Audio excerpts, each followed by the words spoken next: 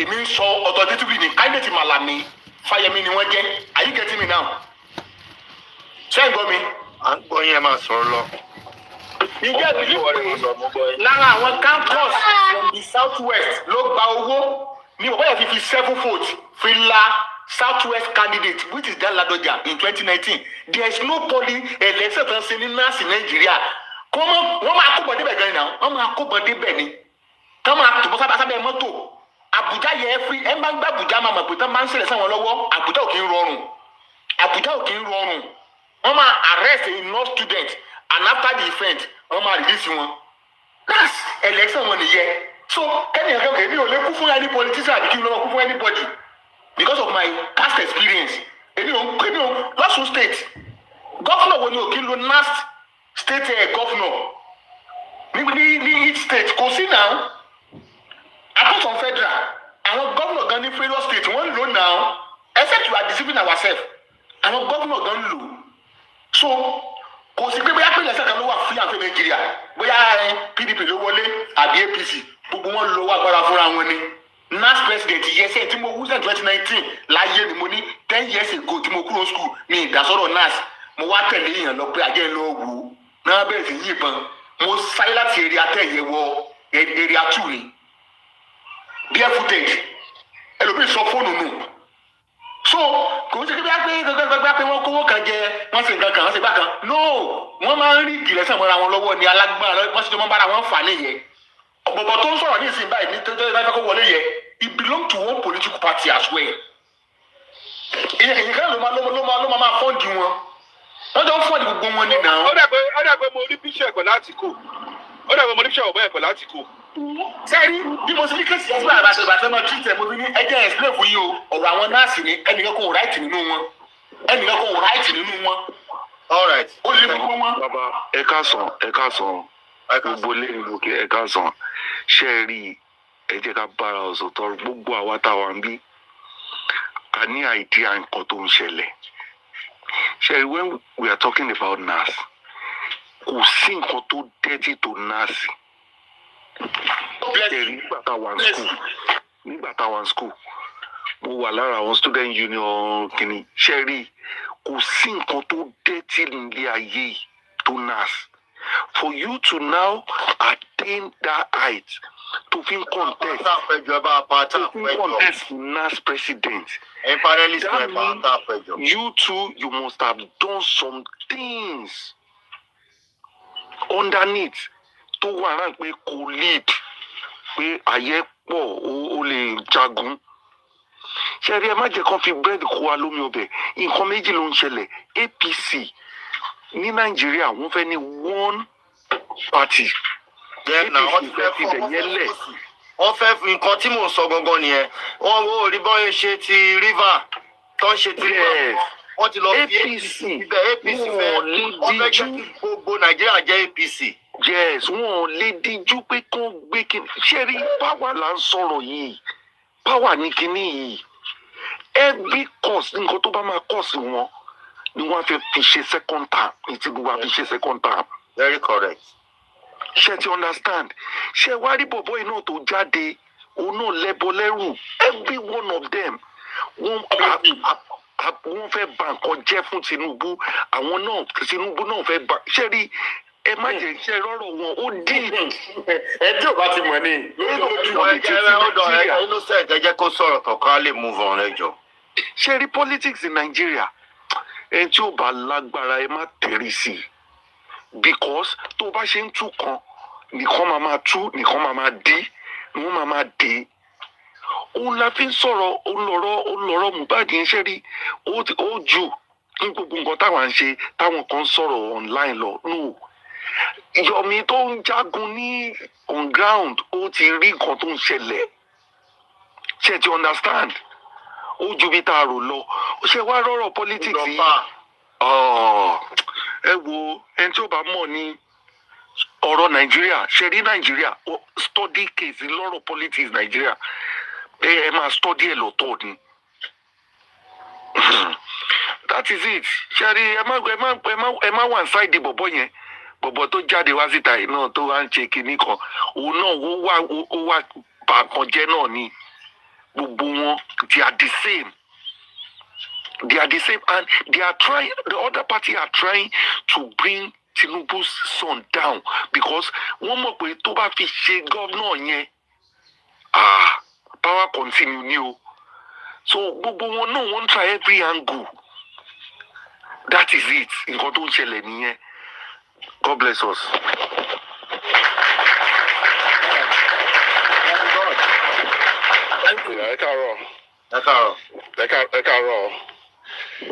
Actually, ìṣẹ̀rí ọ̀rọ̀ Nigeria àti ọ̀rọ̀ kan tó ṣẹlẹ̀ yìí is more like this storybook, the beautiful ones are not yet born. Either Nance or no, ṣẹ̀rí ọ̀rọ̀ Nance gan tún deep ju Nigerian politics lọ. Because at least me lọ Nance rárá election, màá lọ sí bí about 4 or 5, and I know what used to happen there. Kì í ṣe ọ̀rọ̀ kékeré. All these, it's possible as a very dark man to say, it's like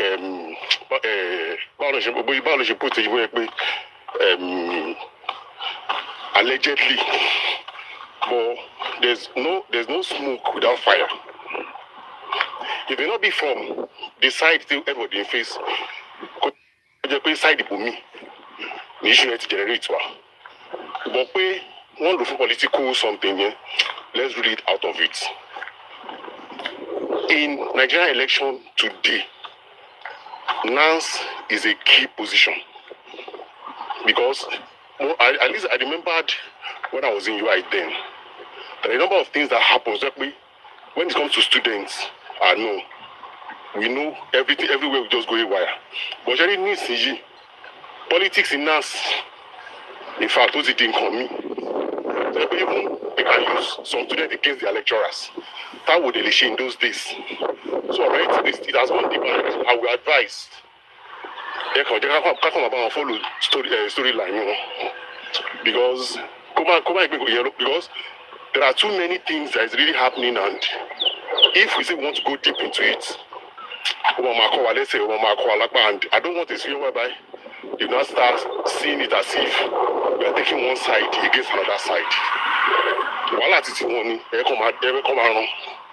Because when you see the same of things that is really going on in this country, in Nigeria now, there are more than what the eyes could see. And in fact, because when I saw some of those pictures, but I didn't I went deep, I started making some calls. The election, even up till now the election is not yet settled. Because the at least when inside that at least at least, but I just need to make few phone calls. I guess what's really going on because and issue of Nance about Oh God, bọ̀bọ́ yẹn náà arrange inauguration sharp. Kẹ́ni bó ṣe máa ń ṣe náà wọ́n ṣe under 1 minute. Bọ̀bọ́ yẹn kan sọ deep gan. Please, ṣé ẹ̀ ń gbọ́ mi? Wọ́n ti sìn ẹ̀sán. Wọ́n dà wọ́n rí ìgẹ̀ o, wọn ò rí ìgẹ̀ o, candidate wọlé. Bọ̀bọ́ yẹn náà wá lọ select another word láti fi inaugurate rẹ̀. Wọ́n fẹ́ máa ṣe ní ẹ̀fí. God bless you. Yes. Ó deep gan. So ẹ̀ka jẹ́ ọ̀gá fi wọ́n lẹ̀. On God. Yes, sir. Ní 2019, Ládọjà tó wọlé yìí, òun náà claim pé òun wọlé nígbà tó ti parí normal election tó ti yé. Àtayébáyé náà ti ń ṣe kò ṣe máa ṣẹlẹ̀. Clear ara rẹ̀ as president, the same Ládọjà yẹn. So Ládọjà yẹn tó wá wọlé nìsín. Innocent. Yes, mo yọ owó tó wà náà sí ni. Mo yọ owó táwọn guys ń jẹ ni. Àwọn èèyàn tó wà Nàìjíríà wọn ò mọ̀ pa náà so àfẹn tó bá lọ school tó bá graduate. Please. Ẹni tó lọ school tó máa pa náà kò tún pọ̀. Understanding in us. Àbí tó bá jẹ́ socialite tó bá jẹ́ àwọn big boy ló wà náà. Please ẹ̀yẹ́ mi lẹ́rí àwọn big boy ló wà náà. Adem àwọn big boy sí. O lè ní anything láti ṣe pẹ̀lú NAS tó bá belong to the underworld. That's NAS. So mo lọ pé ẹ̀ ń bá kan sọ́kàn ọkàn wọ́n dà. Bọ̀bọ̀ yẹn ti gba owó gan. Bọ̀bọ̀ tó sọ ìkẹ́ ti gba owó. Bọ̀bọ̀ bá ti kàn pẹ́. ló sọ̀rọ̀ látàrọ̀.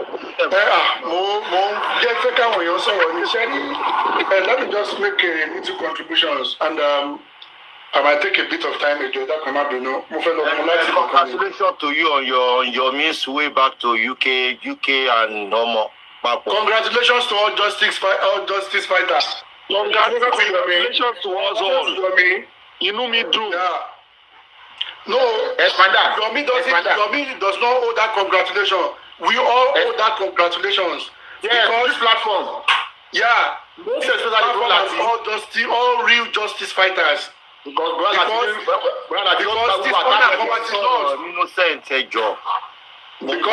this man can lose, or to lose, so that is what I pay. Congratulations is to all of us. It's to all of us, and we thank God. So yeah, that is that on that, or about that. Now let's come back to the issue at hand. Sherry, I usually say to people that look,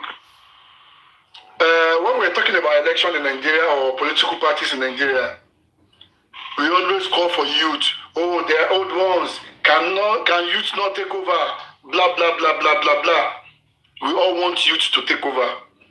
But one thing I usually say to people that the youth are more worst than these elders we're talking about.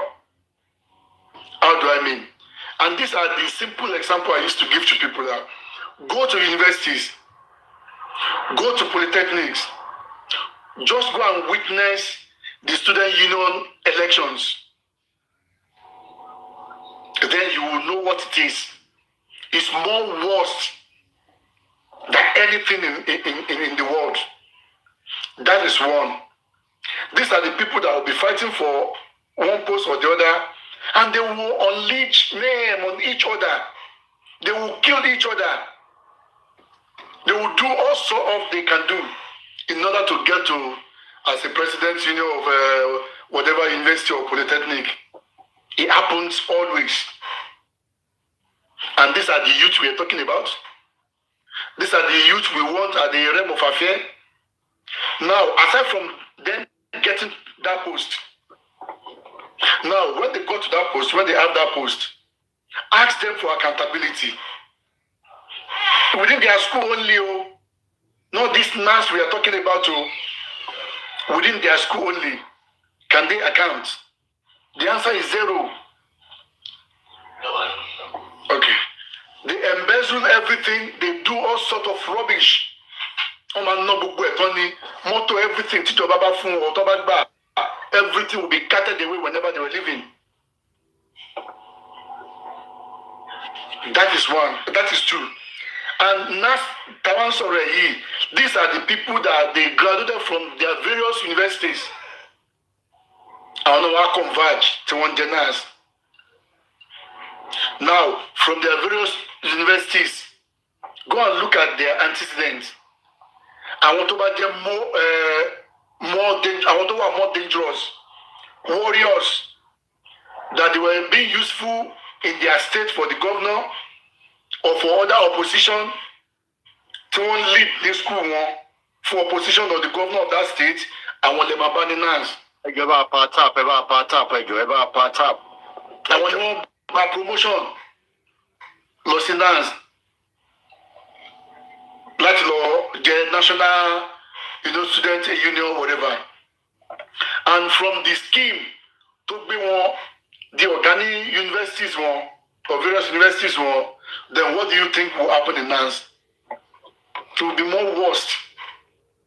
And like everyone has said here, could see election continue for NANS. Tí ẹ̀mí ò bọ́ sí, wọ́n máa wá àwọn èèyàn tì, wọ́n máa rí òkú àwọn ẹlòmíì, wọ́n máa pa àwọn èèyàn. It happens. And these are the youth we are talking about. These are the youth that cannot even account for the post they held initially. Look at, was it this past election or the previous one? Tibogo youth, they are about, say, under 40, 45 thereabouts. About 3 or 4 parties came up including Showore's party then. They were all youth then. The perfect president.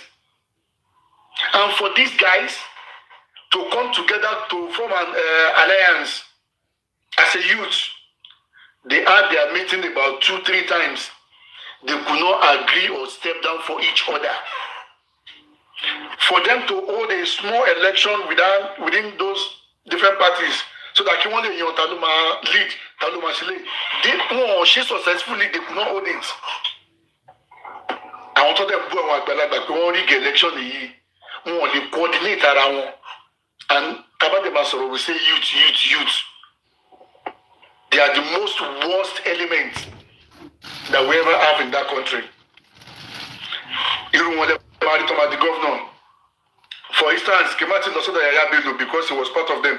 Look at even Showore we are talking about. When he was the presidential candidate, what happened? He was the presidential candidate, he was the secretary of that club, he was the treasurer of that club, he was everything that belongs to that party. I want to castigate our control. So these are what they do.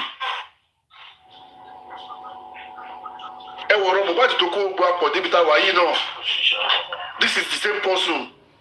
To publication daddy. Tí kò ṣe pé both sides ló ń gbọ́ ló ń yẹ̀ wọn tó jẹ́ ti àwọn ohun mi ló ń gbé jáde tó jẹ́ support wọn tó dúró tí wọn àdẹ̀pẹ̀ wọn yẹn náà ní àjàgbá dira àbí kí là ń pè wọn àdẹ̀pẹ̀ wọn ní youth. So the issue of finance generally kò sí innocent inú wọn o, don't let us ẹ má ẹ̀ka miss ẹ̀ rárá. Whoever tó bá wà ń bẹ̀ ẹ lọ wádìí wọn èèyàn mélòó lòun gan ti pa fúnra rẹ̀. Èèyàn mélòó lòun fúnra rẹ̀ tí wọ́n dàgbé kan lọ pa tó fi débi tó dé yẹn. Father, God bless you. God bless you. That is the point. These are bitter truths. That fact in here, fact not so here. These are bitter truths. So somebody know about one. Tí kìnnì kan bá pàdíjà tí èsùrú bá èsùrú wọn àwọn gúrùpù wọn tó bá pàdíjà tó ń lé ajá tiẹ̀ náà náà. Payback period ti ẹ̀ ló ń gbà yẹn. Yet a lè sọ pé bóyá kó wá clear out ká má sọ pé a gbọ́. Ṣé you understand? But yet we still have to find out what is the situation. Kí ni tó ń ṣẹlẹ̀ gangan? Now tí two factions bá ti wà oníkálukú máa lay claim and oníkálukú want to each of them want to be smarter than the other one. Expander, ẹ dúró mo kàn tó sáré fẹ́ interject ẹ wá wo nǹkan tó ń ṣẹlẹ̀ ń sìn nǹkan tó yẹ kí Ọbásanjọ́ ṣe nígbà yẹn ṣe mọ̀ pé òní Tinubu wá ń ṣe ń sìn and Tinubu was once the president of NASO nígbà yẹn o tí Tinubu máa ń takò kíní o ṣé ẹ wá rí ń sìn Tinubu ti surround ẹ pẹ̀lú àwọn èèyàn tiẹ̀ gangan because of next election. And Fabayi, he knows about this game.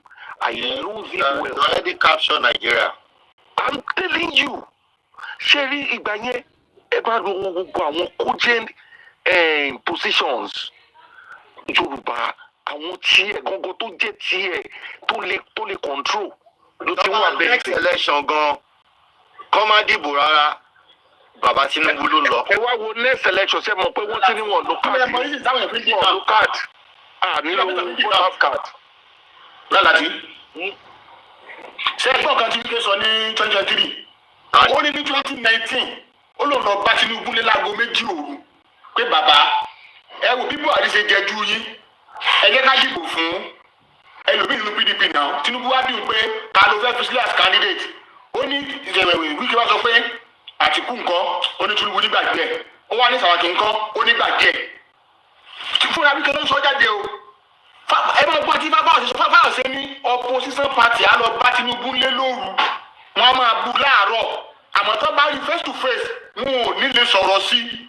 That's the politics. And you can see from being politics master player ní Tinubu. If you are doing a politics in Nigeria today. Tell me what the other political party because of Tinubu ẹ máa dìkan lọ́ba. Innocent. Ṣé mo láì fi àwọn tó ṣe ìkápò lọ sí APC báyìí? Alẹ́sọ́tì Abia State ń lọ báyìí. After you won't next week. Sherry, in all. What it is that in our region, all getting one a year. Sherry, in all, can make submission in 1 minute. In all, or less. Nigeria is still our country. And we all owe it a duty in whatever capacity that we can to make a good contributions. Even no matter how little it is, do your best. Only a drop of oceans, a drop of water makes an ocean. Espenda, let me explain to you with personal experience, because I was involved in a show party there, you know, I spend my money, my time, I organize people. I did a lot. I had a very bad experience, you know. But at the same time, didn't share leader one the problem. I want to surround the one. People that surrounded the show were then they are rogues. I'm rob anyone. Number two, sharing Nigeria will go anywhere. Am I can't decide where I was. Is that a revolution or can't me? But if you want Nigeria, you are just fooling yourself. I spoke with I want to one power. I don't want to people to focus on my story. One you cannot, if you cannot beat them, you join them. If you cannot beat them, you join them. But I was going to talk about Nigeria, my again. That's the game to play for you. Look at Lati Chagari Tokuye. I know Musa Yadra. That's a queer Nigeria, Mada, Madalola. I won't get a Yawolo. Kilo Shell, Lata Yawolo, nothing. Actually, I still now, after almost 50 years, I think Nigeria lost him to the Colossi. And you still, can contribute, can support, it's still our country. Either revolution or kill everybody pay. Call to arrange that in there. Nigeria will go anywhere. It's for I want to dance, I want one more. The prince. Yes. Let me support you on this. Sherry Emi temi sọ̀rọ̀, Emi ti ṣe PA one past governor Yaweri Dada for like 2 kini. Sherry, àmọ́ nǹkan tó ń ṣẹlẹ̀ l'Abuja. Àmọ́ nǹkan tó ń ṣẹlẹ̀ l'Asoro. Àmọ́ bó ṣe ń rú Nàìjíríà. Sherry ẹ gbàgbé ẹ gbàdúrà dọ̀la.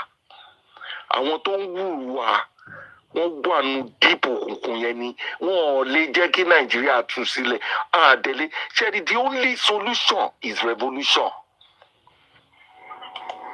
That is it.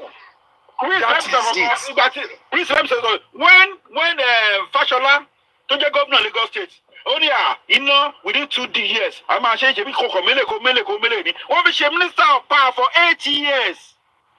Kilo dear way money. Kilo jadembe. 8 good years, no fun chance. Je bo lopo lagbara ni, je lopo mo se ni. Revolution wà not ìlòrú wa tẹ́mọ̀. The prince. And to first sinner, maybe 31st sinner, Yambolowa, or one northern side of Nigeria. So far, so very cool. So very cool.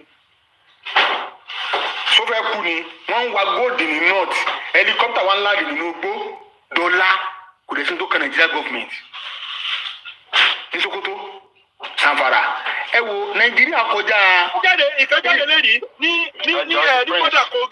ní bọ́dà Kogi nínú gbó ní bọ́dà Kogi. Tẹ́ bá rí nǹkan táwọn Chinese kọ́ síbẹ̀ àtàwọn Fúlàní tó ń kó gold. Tẹ́ bá ti kó gold yẹn bá kó sínú flight, sínú plane. Ó dẹ̀ máa fly wọ́n ṣe tarmac sínú gbó yẹn. Tarmac yẹn báyìí wọ́n ṣe sínú àárín inú gbó báyìí lọ́jọ́ sí. Ní àwọn kò bẹ̀ ní máa pọ́ àbí ìgbà pé àdúgbò yẹn nínú gbó. Máa pọ̀. Ẹ̀yin mọye bọ́dà sí Nàìjíríà nìyí. Ẹjọ́ ẹ má bínú. Good afternoon, good morning, good evening. Ẹjọ́ ẹ má bínú because you are discussing about NANS. Ẹjọ́ because our lọ sí school, kí ni túmọ̀ NANS? And I have my reason of Nigeria students. Thank you. I know. But nígbà tẹ́ wá mú politics wọ́n ni mo ṣe béèrè reason yẹn because me ìmọ̀ nǹkan tẹ́ discuss débẹ̀. Ẹ má yà ká tún ra wa ṣe NANS ti 40 pẹ́. When NAS used to be 1, that should be late 90s or early 20s. Nígbà ayé Mayegun, ayé Ṣòwòrẹ́. Ẹ̀tọ́bi lásù, Òbésèré, Áfíríkà. Lẹ́yìn ìgbà yẹn, wọ́n ti fọ́ NAS. And ta ló fọ́ NAS? Ṣé before kí wọ́n tó break NAS, wọ́n tó break ẹ̀. Ṣé understand? Tí NAS bá dìde ní ayé ìgbà yẹn pé yes, protest ń lọ, riot ń lọ, the whole country will stand up because then it was one NAS. But now, nísìnyí wọ́n ti fọ́ yẹ́lẹyẹ̀lẹ. I think they broke this after IBB left power when Obasanjo came into power. You understand? Now, Sherry, regarding to Ṣòwòrẹ́ used to be a good fighter. Till now, this is my own personal opinion, he's still a good fighter. The time the likes of Mayegun tó wà ní Scotland, òun náà ti jẹ NAS president rí. Ẹ má gbàgbé pé Ṣòwòrẹ́, he wants a president of Bishop Mayegun Scotland o. Mayegun Scotland. Mayegun Scotland ni tó ń ṣe live every day. The same Mayegun yìí ni. Ó ti gẹrun dàda yìí ni. Mayegun tí mo sọ̀rọ̀ wá ti máa wọ 60 years old báyìí o. Mayegun eléyìí wọ 60 years old o. Tó ṣe léyìí o. Mayegun eléyìí bàbá. Mayegun Scotland fẹ́. Ṣé bá ṣe protest lẹ́kọ̀ọ́ ni? Ayé June àjọ ń ṣe ni náà. Ṣé bá àná Mayegun Scotland ni yà. Àwọn June 12 now. When you look into your wall clock, June 12 is there. When you look at the top of your wall clock, that 12, it's just one dìbò nìyẹn. When you look right and left, yeah, ni. When you look the bottom, that is June. I want to form it now. June 12. But nǹkan tí mo fẹ́ fàyọ, òun ni pé Sherry NAS ò lè dúró mọ́ nítorí pé wọ́n ti PCC ẹ̀. Ìtorí ẹ̀, the student union, they cannot come together in one umbrella. Ṣé understand? Now, ṣé wá rí àwọn NAS yìí náà? Nísìnyí tí wọ́n ti fọ́ wọn, àwọn kan máa gbowó ní South West, àwọn kan máa gbowó ní North, ọ̀rọ̀ wọn ò lè kú. Now, ẹ bèrè irú Òbésèré fẹ́ǹsìn.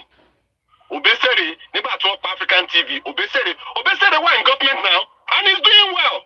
Ní Èkìtì Ondo, he's doing well.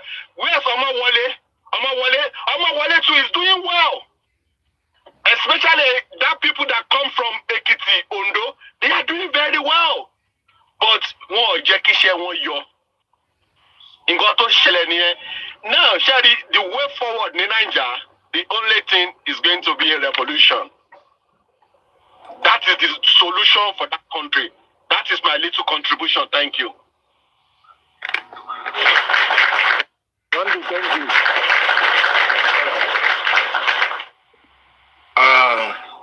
I need a clearance.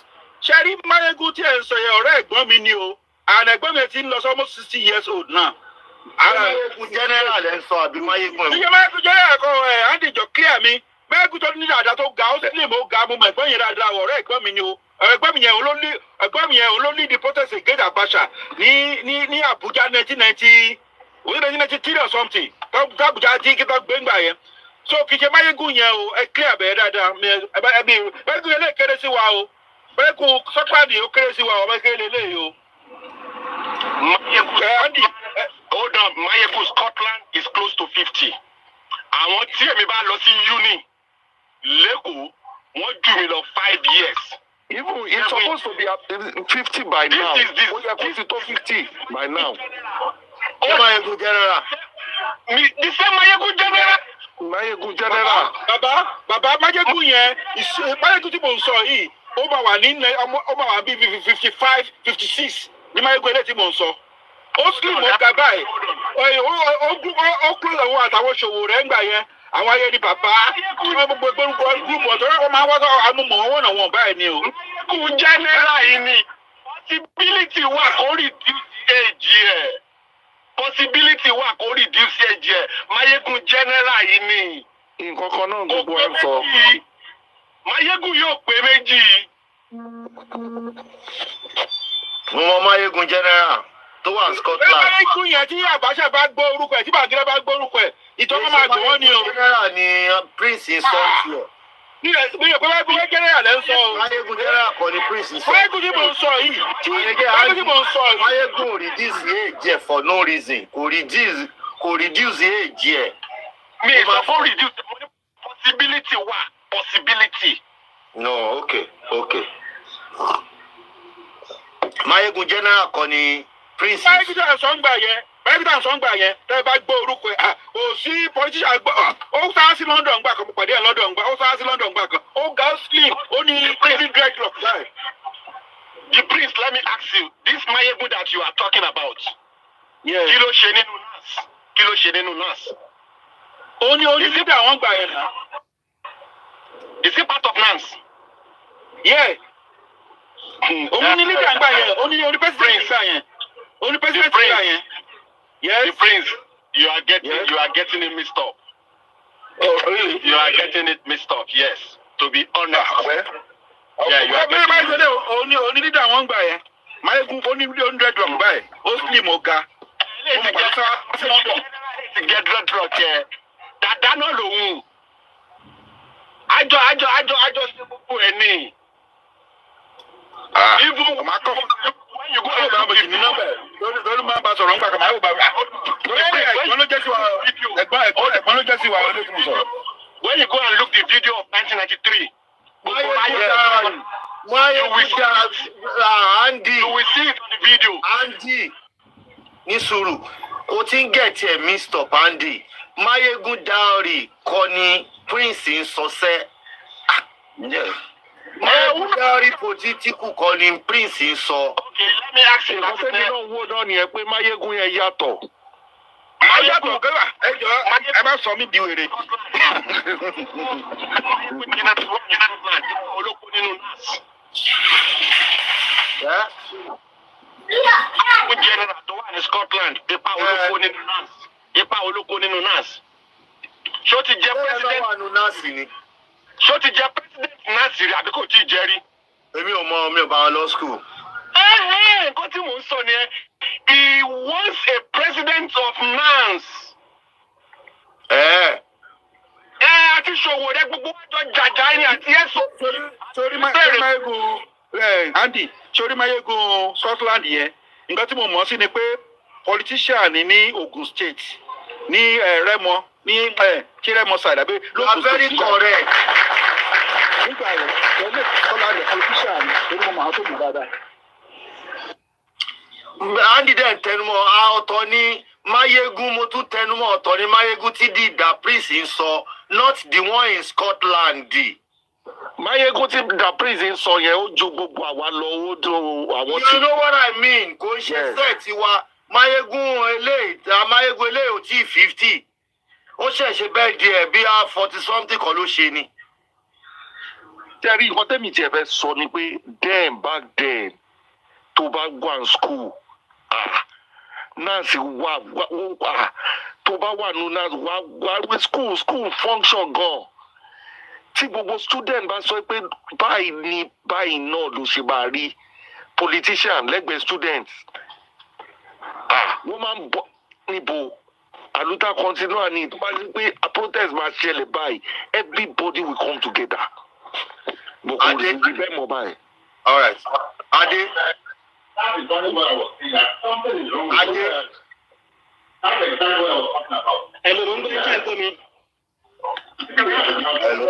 Hello. How are you? Mo kàn fẹ́ gíláàsì kan tí ẹ̀ sọ yẹn ni pé Máyégún tí Andy ń sọ yẹn ó yàtọ̀ sí ètò ìjọ ti Scotland yẹn. Máyégún tí Andy ń sọ irun dàbẹ́ yìí wà lórí ẹ̀ up to date àgbọ̀n dẹ̀ ti dàgbà gan. Máyégún yẹn tún ti dàgbà and it was once a first essay to governor and if it was to be Tinubu nígbà tí Tinubu gan wà ń bẹ̀ ó jẹ́ SSC ní Lagos State nígbà yẹn gan pẹ̀lú àwọn gbogbo June 12 and everything yẹn òun náà ní Máyégún yẹn ló jà ọ̀tọ̀ ní Máyégún Sunday sọ̀tọ̀ ní Máyégún tí the prince ń sọ. Ọ̀tọ̀ọ̀tọ̀ ni. Ọ̀tọ̀ọ̀tọ̀ ni ní o rẹ̀ gẹ́ irú wọn ti dé yẹn ògẹ́ wọn kò gẹ́ dáadáa orí ẹ̀dá lórí èyí wà mẹ́dọ̀lá. Ìyẹn mo ṣe ń clarify ṣé jà rẹ̀ ẹ̀yin lẹ pè sórí kinní lánàá àbí ó ti lọ. Ó ti yé Andy Hello, Baba. Hello, ó yẹ sọ̀rọ̀ kí n tó máa lọ. Hello. Ó yẹ sọ̀rọ̀. Ẹjọ́ kí èmi náà kí n kọ̀ bá ti ní. Ṣé ní wọ́n ní kọ́ sí ẹ̀mọ́ ẹgbẹ́ àti yẹn kì í ṣòro? It's just 40 years of age. Lóòótọ́ ni pé òun wáyé tó politics and at the same time òun náà. Ìyẹn tiẹ̀ Máyégún ti Scotland brother Máyégún ti trust Scotland ó tiẹ̀ hate politicians Máyégún ṣe òun kọ́ ló ń sọ. Because it was no because nígbà tó wà Nàìjíríà ìyàwó ẹ̀ ní bí apalọ̀ sí iṣẹ́ rẹ̀ mọ́ ní àbí nǹkan ó náà jọ ẹ̀ politics kwẹ́ngbà gbọ́dọ̀ sáko Nàìjíríà ọmọ odò ògbólú ni mo mọ̀ àwọn tó mọ̀ dáadáa toro máa yẹ mo máa tó mọ̀ dáadáa ìyàwó ẹ̀ tó pé afẹ́ òyìnbó tó fẹ́ sí Scotland so ẹni tí mo mọ̀ dáadáa tí mo mọ̀ ẹ́ tó mọ̀ dáadáa ni. Ó yá mo ń gbọ́ ẹ brother mi Adé. Kì í ṣòro. All right, thank you very much. So nǹkan tí fẹ́ sọ náà nìyẹn kì í ṣòro so all right sir. All right, ẹ jẹ́ n play kíní ìtàn mo ń bọ̀ máa play ìtàn kí n tó lọ ẹ fẹ́ jẹ́ n play ìtàn gbọ́dọ̀ ló wà náà.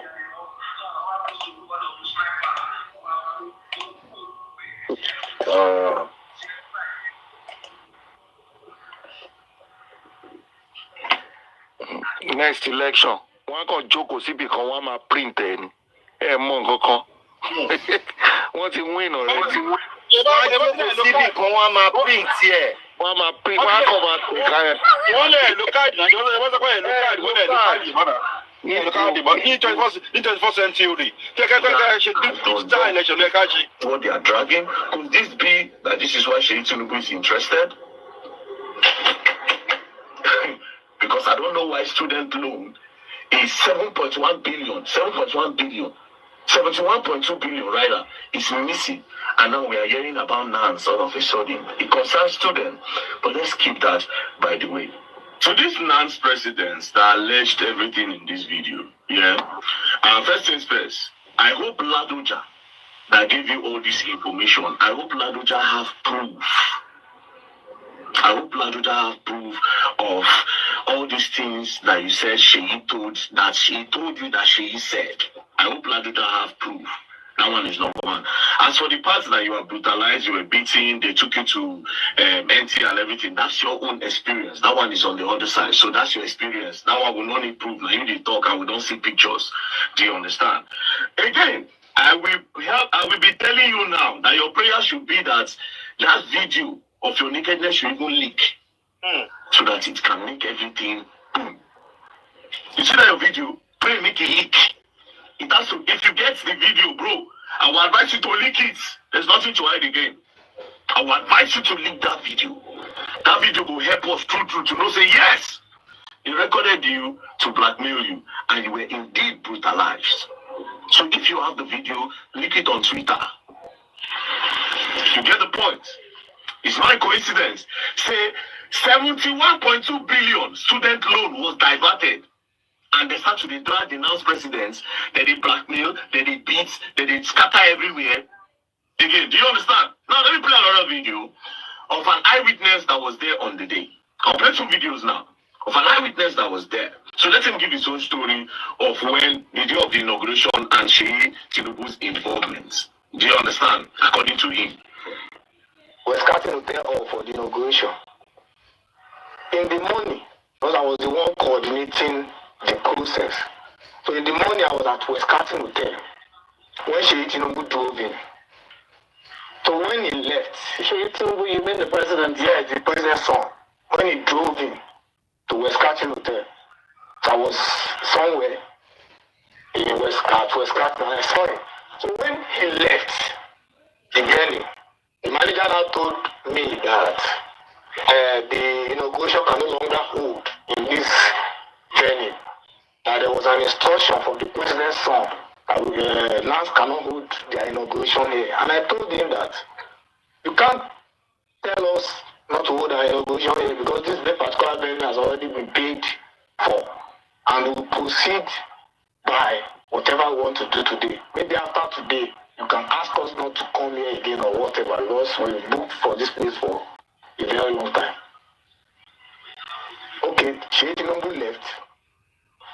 immediately all our dignitaries are already on ground, so we usher them in and we begin the process to the extent that the manager hotel has to go back and meet the technical team of the hotel. They have to switch off all appliances in the hall, including their generator, the light, the AC, and everything.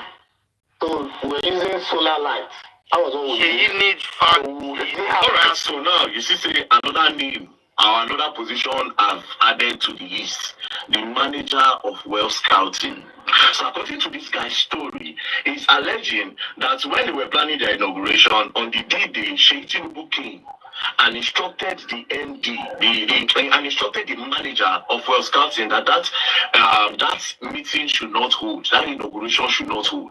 And at the end of the day, the manager shut down their facilities, that they had to use solar to continue their inauguration. So all these names of Sheikh Tinubu, where they call, it means the true. Fact, ẹni tó kọ kínní ó ń tẹ̀lé Mayegun General, language Mayegun. Fact, am I correct? You are following Mayegun General, Mayegun political. I say Sheikh Tinubu actually involved. And you know where I found out? I was not even convinced until this interview on channels of the current factional president. On the interview, that was when I said, you know, I said it because Chief Numbu the Mayegun General niye. Mayegun General. I like that guy. Òun ló máa ń jẹ́ tẹ́ bá fẹ́ mọ̀ pé Nàìjíríà ní future àbí Nàìjíríà ò ní future mọ́ ẹ lọ gbọ́ Mayegun General. Ó máa break ẹ into pieces. Mayegun General á break Nigeria into pieces. So what? I think Sheikh Tinubu might be involved. So let me play that as well. He says that he places the allegation, squarely at the feet of the president's son, saying that the president's son, Mr. Sheikh Tinubu, has been attempting to interfere in student union politics, and that he was at the venue of their Well Scouting Hotel on Tuesday, telling the manager, because I asked him, I said, how do you know that? Did you see him? He said, yes.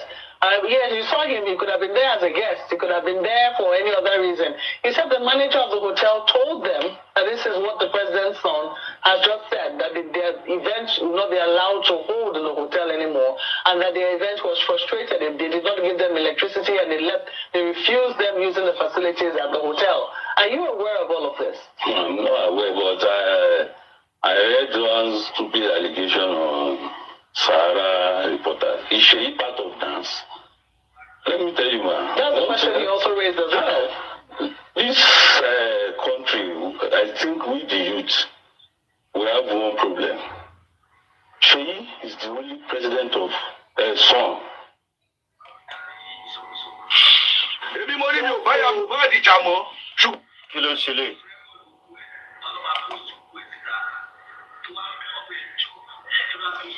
So that is that about that. So Andy, part of Mayegun family, yeah? You are part of it. 100. Wàláì tó bá gbọ́ Mayegun wà á mọ̀ pé Nàìjíríà ò ní fún ṣọ́mọ̀. No. Ọ̀rẹ́ mi ni Mayegun because ọ̀dọ̀ ẹni mo wà. Ọ̀rọ̀ Mohbad ló gbé mi kúrò lọ́dọ̀ Mayegun. Mo ti ń padà ń sìn ọ̀rọ̀ Mohbad ló gbé mi kúrò lọ́dọ̀ Mayegun. Èmi náà ti ọ̀rọ̀ Mohbad gan gbé mi náà kó mi ò ní update ẹ̀ lọ́wọ́ mọ́. Ọ̀rọ̀ Mohbad náà tó jẹ́ pé tá a bá tún ṣe tán a gbọ́dọ̀ wù sí. Mo ti padà bíi 4 days ago òun dẹ̀ ni mò ń gbọ́ sí Mayegun ni mò ń gbọ́. Mayegun January political ẹ jẹ́ kí n máa lọ sẹ́ Prince now expander that is that about that o. Okay, Baba, kò sí wàhálà, no worries. The Prince. Olórí ẹbí. Ṣé everybody wà ń bí báyìí mo fẹ́ wò ṣe mọ̀ pé à ń sọ látàná wípé balance owó kíní tá a gbà lọ́yà táwọn èèyàn dá táwọn sọ pé àwọn tí wọ́n bá fẹ́ gbó wọn pé káwọn èèyàn kan kí wọ́n sọ sódà à lè refund wọn so wọ́n ti print kí ló ń pè yìí bank statement ẹ jáde máa forward ẹ̀ sí bóyá kẹ́ bá wa paste ẹ̀ káwọn èèyàn rí iye tó wọlé so that àwọn tó bá fẹ́ gbogbo àwọn tó dáwọ́ yẹn kọ́ dẹ̀ lè sọ ká lè refund wọn padà fún wọn. Ẹ máa send ẹ̀ sí kíní sí WhatsApp yín sìn kẹ́ bá wa paste ẹ̀. Andy brother mi shop náà kù. Ọlọ́run láti fẹ́ ilé làwọn 100. Tí wọ́n ní Andy ò gbọ́dọ̀ wá sórí platform mi Andy ò gbọ́dọ̀ wá kí Andy ṣe fún mi. Bọ̀dá Lati Mr. Lati ẹ má máa aláwọ̀ Andy lórí platform yín. Andy máa give submission orí àtàyín. Andy ó máa give submission báyìí wàá mọ̀ wípé ọpọlọ ẹ̀ ó máa reset brain ẹ̀ straight away. Irú èèyàn bẹ́ẹ̀ rẹ ní kẹfẹ́ rí lórí platform yìí. Nítorí ìlara tọ̀dọ̀ tí àráyé òṣì àbáráyè àráyé jàre. So Yomi ti wà ní London ó ti wà ní several country ká wo update tó máa wá fún wa àbí ẹ get. Ẹ ṣá reach out sí come on. I will definitely. I will Prince. Yeah. Thank you mo kí gbogbo ẹ̀yin fásitì mi ẹ ṣé gan-an. Àkàsọ díẹ̀ nínú ẹ̀ka mẹ́nu dákẹ́ àbọ̀rọ̀ là ń sọ fọmọlúàbí tó bá dénú ẹ̀ adodindi o. Sódàrọ̀ wàá rí lọ́la. Ọmọdé bàbá mẹ́rin láàrin oṣù kan ṣoṣo. Fárísìkì tó lè kẹ́kọ̀ọ́ tẹ̀síwájú. Ìyẹ̀tù bá méjì láàrin ọ̀sẹ̀ kan sí. Ìyẹ̀jẹ̀ yìí tó yá lọ. Kí ló ṣẹlẹ̀? Yes, I'm fine. Olórí ẹbí mo ti send kíní ẹ̀ sí WhatsApp yín. All right. Ẹ pé politics dùn sọ, ó dẹ̀ deep. Ló dìpù gan. Wọ́n ní jẹ́ ká sọ nǹkan míì mọ̀ nípa ẹ̀. Ní nǹkan míì ta fẹ́ sọ mọ́. So another day for another topic. Ẹ jọ̀ọ́, let's bring up beautiful topics that we can explore. All right. Thank you, everyone. Wọ́n ní pé. Yes, sir. Wo bí Ibos. Wọ́n ní pé bí any video surrounding tá a lè sọ̀rọ̀ nípa ẹ̀. You can send me the video. Èèyàn náà ló send me ní ilé. Ọ̀rẹ́ àti ìbò tẹ̀lé ìwọ̀n ti fẹ́ sọ sí. Ó dọ̀ náà. Ẹ ní sùúrù ẹ jọ̀ọ́. Ẹ jọ̀ọ́ ẹ ní sùúrù ẹ jọ̀ọ́ wọ́n sọ̀rọ̀ lọ. Tó bá rí fídíò bẹ́ẹ̀ yẹn. Okay. That you need to talk about, you can send it to me. Okay, sir. Okay, sir. Yes. Someone send it to me. Lati, let's talk about this, Sheyi or no Sheyi, whatever. Okay, that's good. All right. Thank you, sir. Thank you. Sọ̀rọ̀ sókè, they are making sense. Tẹ́lẹ̀tẹ́lẹ̀ wọ́n fi àwọn sábẹ́ aṣọ tó jẹ́ ká feel pé yes, politics is really, really, really bad. Yes, it's bad, but at the same time, people are speaking up. This particular Nance president, mi ò rò pé irú ẹ̀ ti jáde sọ̀rọ̀ rí over time. So at least ọ̀rọ̀ tó sọ ń sìn ó make sense and ó dẹ̀ máa change a lot of narration. Ọlọ́dẹ rí pé ìgbà tá a jókòó ṣó dẹ̀ rí páwọn èèyàn tọ́nà ìgbà tí ì ṣe pé bóyá ọ̀rọ̀ Mohbad nìkan la sọ. Yes now share the beautiful submissions látàárọ̀ ni. Ó wà educative. Yes now we are all political animals yes. Please let's add in. Kì í ṣe pé ká bọ́ta ká máa drag àwọn èèyàn ká máa ṣépè fáwọn èèyàn nìkan ló máa tà. Àbí. All right, Oshigo, kid boss. Yes, sir. Thank you. Aji money, kilo ṣẹlẹ̀. Sir, wọ́n ní pé bí driver BRT yẹn tó wà tó tọkọ àbámuṣe sínú ẹ̀yàn ọlọ́ọ̀ ti sẹ́ńtẹ̀sì ẹ̀ di àgbà áńgì. Irọ́ ni. Orí nítorí ìjáde sí ọ̀hún. Wọ́n ní wọ́n arrest. Wọ́n ní wọ́n ti arrest VDM náà èèyàn kọ́kọ́ sí ibi. Wọ́n ní wọ́n ti arrest VDM. VDM tó ṣẹ̀ sọ̀rọ̀ tán láìpẹ́ yìí. I don't know how true, yeah, in the comment section. GTB ni òun àti GTB ni. Okay, GTB ni, okay. GTB ni. Okay, ó ní wọ́n kó owó mi òun. GTB lọ́wọ́. Hold on, ẹ bá mi music confirm music lọ́dọ̀ ẹ̀. You said to give you our account. Tani ẹ̀ náà ẹ bá mi ò tí Ìjẹ̀bú.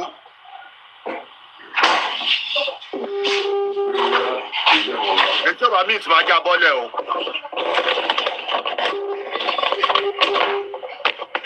Very dark man. Ẹ̀gbọ́n ọmọ yẹn ẹ̀gbọ́n ẹ̀ ni mò ń pè yìí.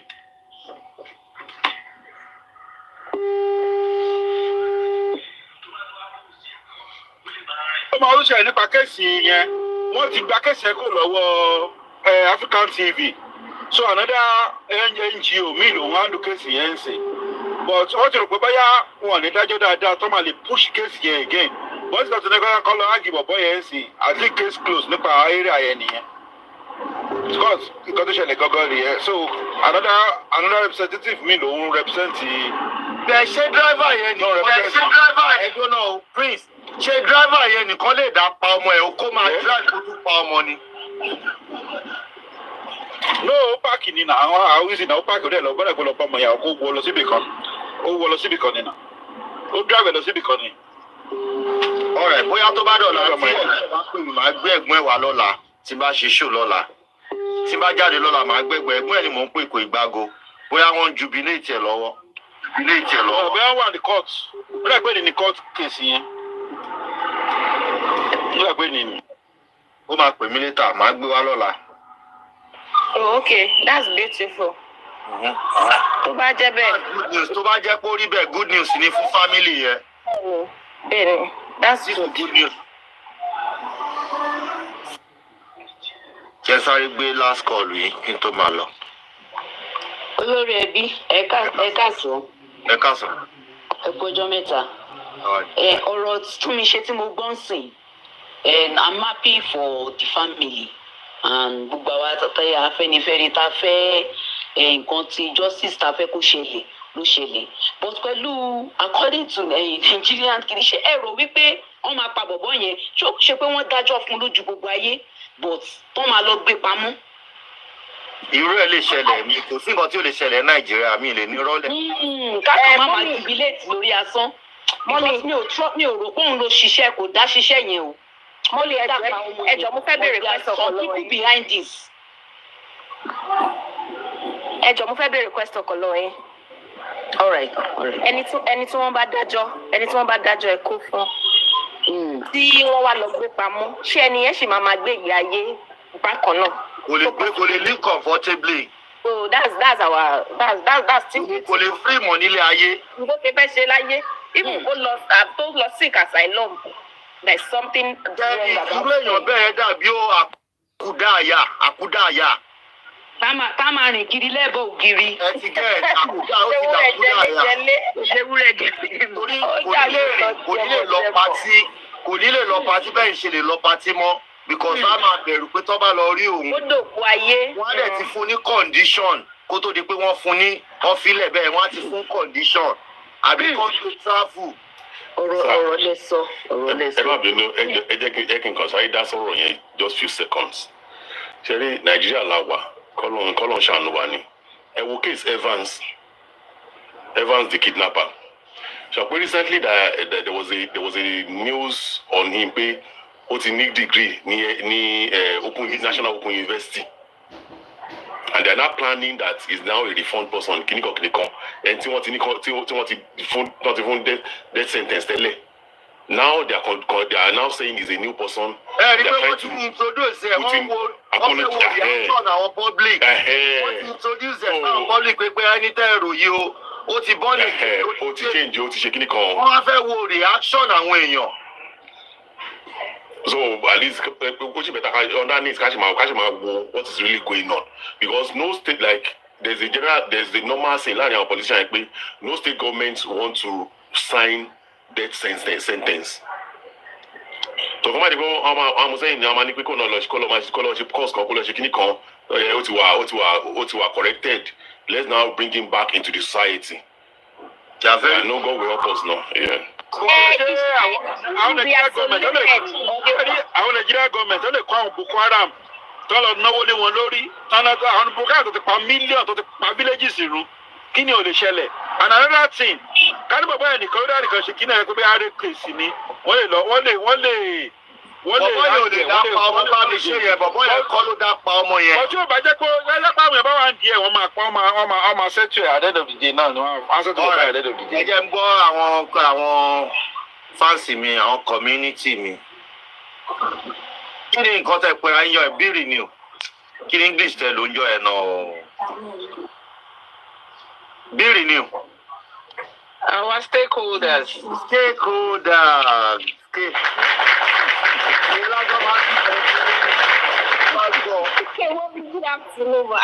ìyẹn gan ló bá ọfín nínú ni tó bá gbọ́ pé ọmọ yìí stakeholder bíi báwo ni tí bàgàgà tí bá sọ pé mo ní fáǹsì lásán orí kan fi máa ń lago ní gbàgàn. Our stakeholders. Thank you, Jare, my love. Ẹ̀gbọ́n mi mú kàn ní kí wọ́n kí yín ní Jare. Àpètò mo busy láti Monday sí so ẹ̀jẹ̀ tí clocking mi ní bí lọ́mọ tẹ́lẹ̀. All right, so ẹ káàárọ̀ gbogbo ilé o, expander ṣe wà sá. Yes, sir. Any nice weekend, enjoy yourself. Ní agbára, sọ̀rọ̀, yes. All right, ó dàbọ̀. Ẹ jẹ́ kí n máa lọ ẹ̀yin fáǹsì mi. Mọ́mì tó wọ ilé yìí náà mo appreciate yín o. Ẹ ṣàfẹ́ kí n lọ àbírú kí lélẹ̀ fáàdì.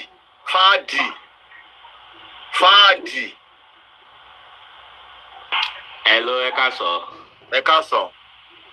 Ọ̀rọ̀ kan mo tẹ̀lé sọ ní àná ló ṣẹlẹ̀.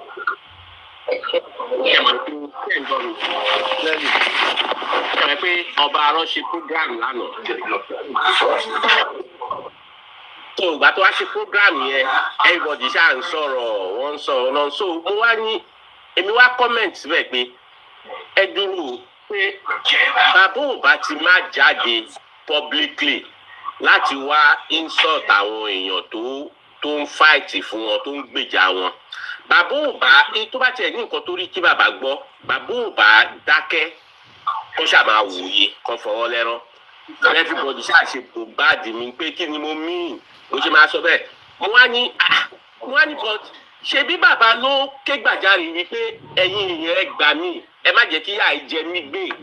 ẹ wo bí ṣẹ́rí ẹ̀yin lẹ́lọ́bẹ̀ yẹn lórí mo ṣe advice pé don't go around ẹ mọ bí orí platform tẹ máa lọ ẹ ti understand. ẹ ṣe pé tẹ bá rántí pé èmi ṣe mistake mò ń gbé bọ̀bọ̀ tó ṣaláìsí yẹn mò ń gbé síra wọn sí ọba arọ èmi rò pé ṣe pé mi ni mo jẹ ṣe kẹrin Bukky Jesse ló jẹ́ kí n follow program ló jẹ́ kí wọ́n á ní interest gan lórí program Mohbad yẹn so èmi mo wá gbé ọ̀bọ yẹn sí ọba arọ so mo wá fẹ́ wo face ọba arọ yẹn dáadáa ni mo fi. ẹ má gbẹ̀rẹ̀ lẹ́nu mo ti gbọ́ yẹn ẹ má gbẹ̀rẹ̀ lẹ́nu sọ́ba arọ Ọlọ́run jẹ́ kí ariwo ẹ̀ mọ́. ní o ṣe orúkọ tó lò fúnra rẹ̀ ni bọ́ ṣe so ẹ máa gbọ́ ṣá mo wá sọ fún wọn wípé ṣèlú bàbá ló sọ wípé káwọn èèyàn lọ́kẹ́ gbàjarè pé káwọn èèyàn wá gba àwọn tẹmọ̀ ìgbà tí mo wá sọ máa kan wá wà máa tó máa ń sọ̀rọ̀ fún best talker yẹn ó wá ní. ẹ má jọ mi ò fẹ́ mọ nǹkan tó ṣẹlẹ̀ lórí platform yẹn. lókè. níbi tá ẹ lọ yẹn àwa ò fẹ́ lọ bẹ̀ wọ́n àti pé ẹ bèrè question kan sí ẹ ní ṣèbí bàbá ló sọ pé ká gba àwọn ṣé ẹ ti gba bàbá ni ṣe bẹ́ẹ̀ ti dáwọ́ ẹ ti gbà wọ́n náà kí wá ní gidi ẹ kúrò ẹ wo ẹ ti ẹ̀sìn kọ́kọ́ fọ̀rọ̀ justice nígbà tó bọ̀dá láti rò pé kúrò là ń ṣe lé nínà ẹ má jẹ́ kó fọ̀rọ̀ lọ bíbẹ̀ yẹn for now ṣe get torí ẹgbẹ́ tó ṣiṣẹ́ rẹ̀ gan ìgbẹ́ lọ́hùn kò sẹ́ni tó tún fẹ́ ní irun bí àfẹ́ máa wo nǹkan tó máa yín wa lọ́rùn níwájú ṣe get ẹ jáde kúrò. ẹ kú ṣe. mo ń bọ̀jọ̀ lága tí. Apology to all management for my man to look for all over here. So it is been so I'm postpone the Tumban night here, Tumban day.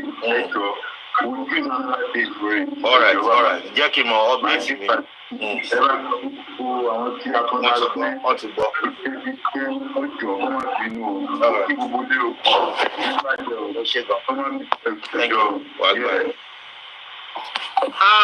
Fún ẹ̀yin ẹ mọ̀ pé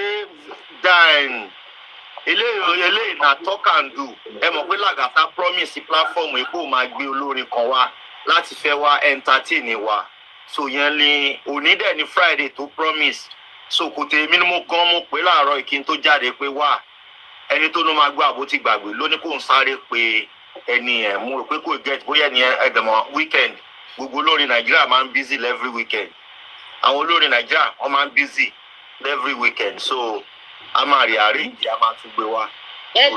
ṣé lóòótọ́ ni wọ́n kidnap VDM ni. kidnap àbí wọ́n náà arrest lágbọ́ o. a ní láti find out ẹ náà ẹ fi mú fílẹ̀ níbẹ̀ yẹn lọ́dọ̀ yín káwò fẹ́ káfi wò ìtọ́rọ̀ arrest tó ń gbé everybody kò yé mi mọ́. bẹ́ẹ̀ kì í ṣàwálà pa mọ̀ bá.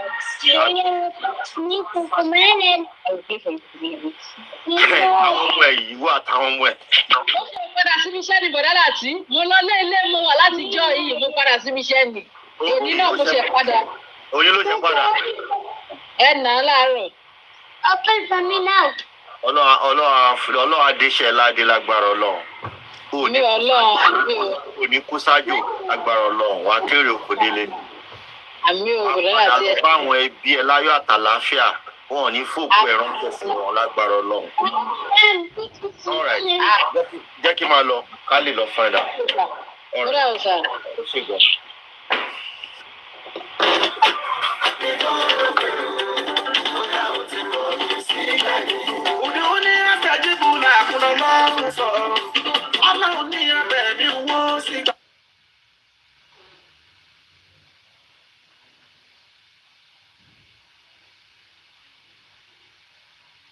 Our agent of darkness, our agent of confuse. Oh, I see platform you there.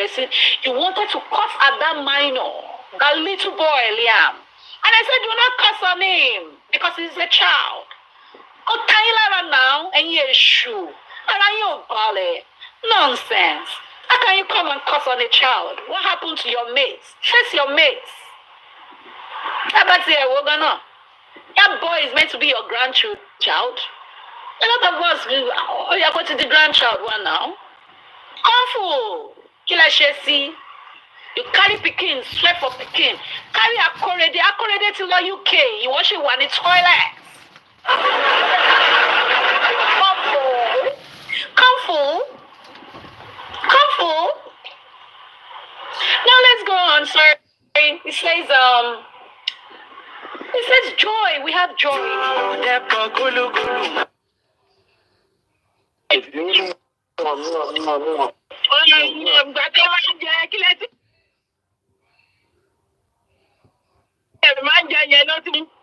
Ìgbà tẹ máa ń dá ẹ̀jẹ̀ àsùn tẹ máa ṣe máma ọ̀nà rẹ̀ mi lọ́ta ẹ̀ ti pàṣẹ ẹ̀ ti bíyàn wálé. Anulu Abukola Jane. Please, are you one of the confused people? Because I don't know this account. Okay, I think I've seen this account somewhere. Anulu Abukola Jane. Ẹjọ́ ṣé ká blọọkì àbí ká fi ń lẹ̀ ẹjọ́ jẹ́ ká mọ afẹ́mọ àwọn àjẹ́ tó wà láàrin wa ká máa. àánú olúwa Àbùkọ́lá jẹ́ ìṣara wọn. àǹtí mi. Àyànfẹ́, thank you for being here. If not for you, a máa ti ṣe àwọn èṣù emèrè a máa ti ju wọn sí kan. Thank you, sorry o. It's true. Come on, keep it up. Some people like us, they said forbearingness. We are forbearing all the things. We managed, we were bearing all the lumber. They came with, they've done this thing. Autopsy toxicology is done abroad. We managed it. They came with, we need funds. We need to generate money for DNA. We need to do money for, they forbear everything and paid into the funds. We are the people of light. So you can see Kung Fu. Can you see the difference? We are at peace. Going forward, kindness. We are kind on this part. If we are not kind, it's only a kind person that will say, let me support Yomi as I'm supporting the father, Baba, on the movement of mobile. And even while they are supporting, they will still go on your live stream, Kung Fu, and give to you. You and your nitwits, wọ́n ṣe fún yín jẹ. Nítorí tó bá fún yín níbo lẹ máa ti jẹun. Agbépo, Kung-Fu, a toilet girl. Henceforth, after today, I'm giving you this attention. Oh, ní rí mi tí màá bẹ̀ sọ̀rọ̀ nítorí gọ́tà ni ẹgbẹ́ ló máa gbé sí ibẹ̀ ló máa gbé kú. Nonsense. Kindness, goodness. We are for goodness. Hey, okay. Yes. Is her name on that list? Her name not there the list you will compile. Lady, okay? Please, I beg you. Do you know her? May we add her name? We are going to utilize the list. Going forward, AJ took out the next part. Goodness, if we are not good, we will not still be streaming you people. It's because people are filled with goodness.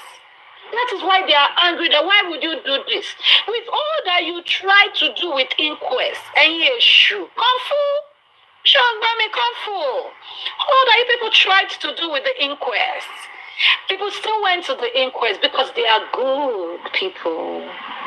Arifala went to Sarah because he's a good boy. In as much as the Bafe Bayeje, Ele Baje, Lati, and it's all on Banipo when he Baje, Ele Baje. Kung Fu.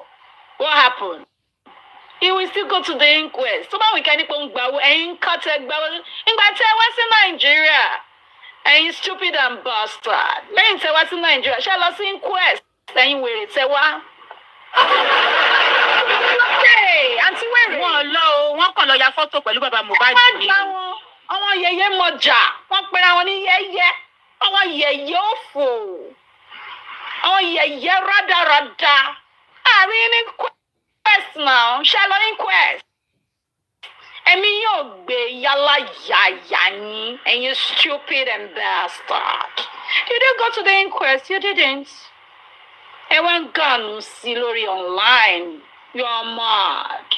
Yomi faragba on show physical. Kila inche embaje. Is it not because they are good people? They gathered to do rally. What did they? What should rally? Only one of you went to drop letter. If there was Italo Kuyawa in no case. Alo wa away banuje. Holy. What if you down and your lower CBEX? And bastard. Am I 30C? I will no re. Jape and stream I must stop a record it so I must play me lale. Toilet come full. Listen and listen to the good people. We have faithfulness. Our Gongola faithful because we stood by justice in truth and in just. Cheat Lori justice now. Shako Saloni. Ashishe Nkotaba Damashi. We spoke with faith. We were faithful till the end. I should faithful to today. Shabuba buying. I see Buba buying, analyzing quotation now. Toilet latrine shown bommy. Careful, listen attentively. I share it. Talk bamolasi toilets. Or travel or ribito magbamolo. Toilets look kolomolosi. Or one fair way. Careful. Shall I go for me like you're a rug, man? What gun will see? Taba fún TikTok. Kilo de te ṣe lọ sí favorite said. Taba jẹ́ pé ní òtítọ́ àti òdodo.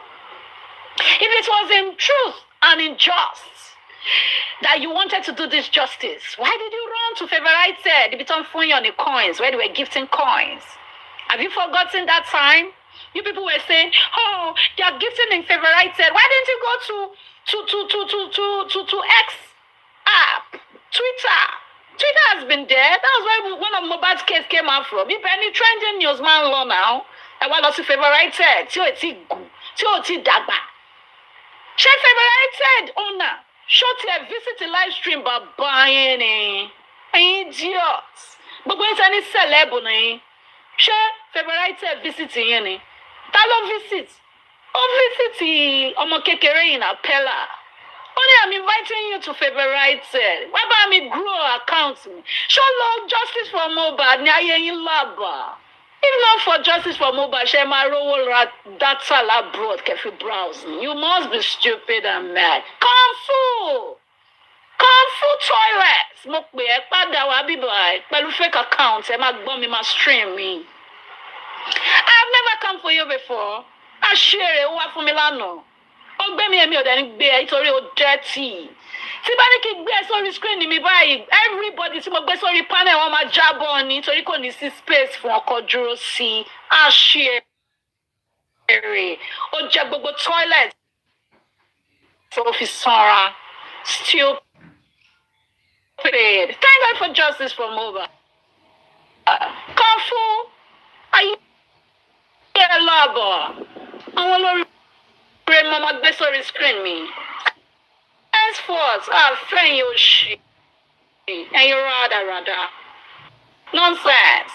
Let me go on pẹ̀lú àwọn èèyàn dáadáa gentleness ṣe rí pé mo try àti sọ̀rọ̀ bí gentility mo kàn try àti sọ̀rọ̀ bí agbèrò ṣe rí pé mo gentle ṣe rí pé mo gentle ṣe rí mo ṣe ń sọ̀rọ̀ gentle ni mí wọ́n wá ṣí ẹ ló jẹ́ kí n máa sọ̀rọ̀ bí wèrè and self-control ṣe rí pé mo ní self-control if not mi bá bú bàbá àwọn òpònú lórí justice for Mohbad ẹ fi 7 years gap ẹ fi pè ní dáàdì ìyáwó àyà yín ṣé 7 years ní bàbá yín gbà lọ́wọ́ yín tó fi bẹ́ẹ̀ ni àwọn stupid and nonsense àwọn need sweet ẹ̀yin lẹ́mọ̀ mi tí bú bàbá yín mo kàn bẹ́ẹ̀ ní pèrè mi o ọ̀tá bá fẹ́ kí n bú bàbá yín máa ṣáná sílẹ̀ sórí bàbá yín ẹ̀yin lẹ́ni bàbá o ọkọlọ bí mi ó kọ́ ọkọlọ dó màmá mi kò dẹ̀ lè dó màmá mi ọ̀nà norms gan kò tẹ̀ lè dó èmi fúnra mi ṣé bàbá mi ló wá fẹ́ dó ni ẹ ṣeré ni ẹ stupid and bastard. If people did not contribute inside GoFundMe, can you rise up and call him your father on the no? Ẹ̀yin ọ̀sìnwó ènìyàn. Ìgbà tí justice bẹ̀rẹ̀ pátó bẹ̀rẹ̀ gan-an nígbà tí Mohbad kú. Irú àwọn báyà dúró from beginning day one nípa bàbá yẹn ò lè sin kọ́tọ́ kò lè fi ọmọ ẹ̀ alive. Nítorí wọ́n ní ó kú ni. Before there is kìíní, ẹ̀yin kọ́lẹ̀ kọ́kọ́ bẹ̀rẹ̀ sí ní máa bù ni. Ṣé àwọn èèyàn ti wá close account ẹ wá change orí yín yá mà? You must be stupid and moving mad. Many are mad, few are chosen. Ẹ̀yin gangan ni chosen the madness wà lórí TikTok. Àwọn wèrè. Èmi ni màá fún yín ní dose yàrá yà yín. You must be stupid. Like I was saying, gentle and self-control. Mo wà self-control. Nítorí ẹ̀ ní ẹ̀ lè fowó rà mí. Bíbí ni mí, you cannot buy me. You wanted me to block somebody. Olóríire yín. Peers tó jẹ́ olóríire yín lórí justice for Mohbad. Ṣé ẹ jẹ́ nínú owó just peers ni? Gbogbo yín dẹ̀ ti jẹ́ owó peers now. Iná chopping money olóríire yín ni now. Ó san rẹ́ǹtì fún kan nínú yín. Ó tún fún kan nínú yín owó kó ra drink. Ó tún fún kan nínú yín owó kó fi ra oúnjẹ kó sọ school fees. Ṣé kàn sanwó ni? Ó kó sílẹ̀ now. Ẹ wá ní kí n block ẹ̀ ta ni yálà yà yín. Ṣé ẹ̀yin lẹ ra fóònù fún mi àbẹ́yìn lẹ ra data? Lórí obsessed tí ààrẹ ò balẹ̀ èmi mo ní kó fi òbò gba ring light ni ẹjọ́ self control báyìí mi o ẹ̀ńlẹ̀ ní self control nítorí ẹ̀ lẹ lè gbé result autopsy toxicology tí ò ní address tí ò ní stamp. That is why you can come with autopsy toxicology without stamp and address because you are greedy. I have self control and I'm gentle. You know, there's a difference. Some of you collected tires. I got tire. I got tire ni. Gbogbo yẹn ní guilt now. Ẹ gba truck ẹ dá padà. Tábà ní kẹ́kẹ́ dá truck ìpàdé ẹ ní dá. Wọ́n ní ẹ fẹ́ wá fún mi. You want to come from Naimoli? Oh my God. Olóore. Yeah, Olóore one, sorry. I'm Olóore. Thank you. You know, this is the Olóore now. Sorry. Person will help them. So sure for now. Look at Lati. Lati used this platform to raise funds for them. Gather people. The people that raise funds, they went for them. They are Olóore. Àwọn olórí àánú yín ẹ bá bẹ̀rẹ̀ sí ní bú wọn. Ẹ tún fẹ́ lọ dànù sí sórí Lady Phoenix ọba. Ayé yín máa wà lábàá o. Ẹ lówó máa ni. Kí ló dé tẹ ṣe ń wá àwọn olórí àwọn olówó báyìí? Tẹ́ ẹ bá lówó ẹ máa wá àwọn olórí olówó platform. Ẹ fi Phoenix ọba lẹ̀. Ó lóun ò ṣe justice mọ́. Lẹ bá gànù sí. Ẹ̀yin kọ́ lẹ máa pariwo ni. Who called you into justice for Mohbad? Mr. Easy, ẹ lọ Easy nínú comment section for the time being. Network yóò gbádùn ẹ má bínú. Network yìí kò ó wà happy. Ẹ jẹ́ kó jókòó sí ní gulag. Oh God. So you know, ẹ ti wá gbogbo ilé bẹ̀rẹ̀ sí ní gànú sí lórí Lady Phoenix ọba. Wọ́n ní wọn ò ṣe justice mọ́. You people are the same sets that gather yourself and say, who invited you to justice? Nobody was invited to justice. You should leave justice. You will say that nobody invited someone and you want to chase the person. Are you not stupid? Ain't you stupid? You must be mad. We're inviting you now, so who are you? We're inviting me, we're inviting you. So Tanya, you know, I yet to money picking cool, you know, justice. So that macro. You are nobody. She want to kung fu toilet. You want to buy me, sir. Kokolo ban on toilet flies, sir, now. On toilet flies to code your lorry platform, eh? And you weary. And you lay. And you will be a toilet pen. Pit latrine. And I want to go and see on my mother. You must be stupid. You must be mad. Against such things, there is no law. You see me, Naimoli, who follow law along that. Kung Fu, stop going to church. Kung Fu, can you hear me, baby? Money, stop going to church. Until your pastor cast out the demons in your stomach. Should one in we where a jail show a Mary. Idamu. Let the pastor cast it out. It only a year till lapa. A year till four. Only a till bache. A year till 10. Oh, they need the life.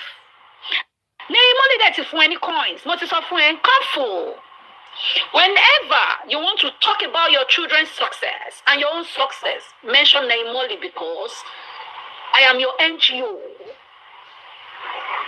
Mo fira mi ṣe NGO fún ayé. Mo fira mi ṣe GoFundMe.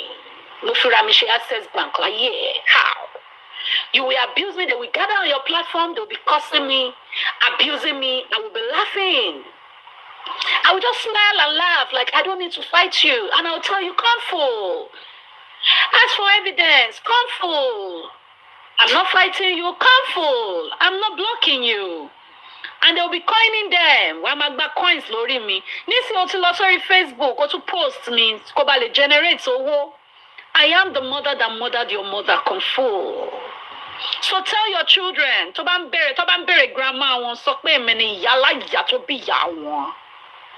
Do you understand, baby? Kung Fu? Don't forget me henceforth, all right? Y'all need toilets. All public toilets. Supermarket toilet ló ń sùn sí. Ayé wa dẹ̀ la o. Tó fi àpá. Ẹ jẹ́ n fi hàn yín ẹ̀yin tẹ́ bá ti rí Kung Fu nínú toilet. Ní even 2023 to 2025. Nísìnyí ló ṣẹ̀ṣẹ̀ bẹ̀rẹ̀ sí ní rug. Ìyá wèrè. Ìyá toilets. CEO of toilets. Sherry Kung Fu.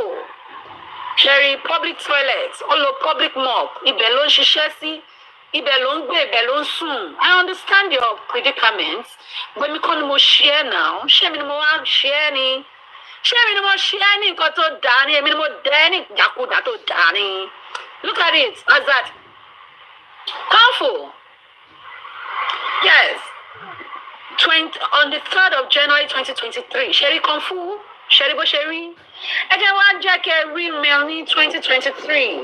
Ayé máa about Kung Fu. Èmi ló fẹ́ fi compete. Èmi ló fẹ́ gbogbo wọn tó wà lórí platform ẹ̀gàn wọn ti ẹ̀ tó mi.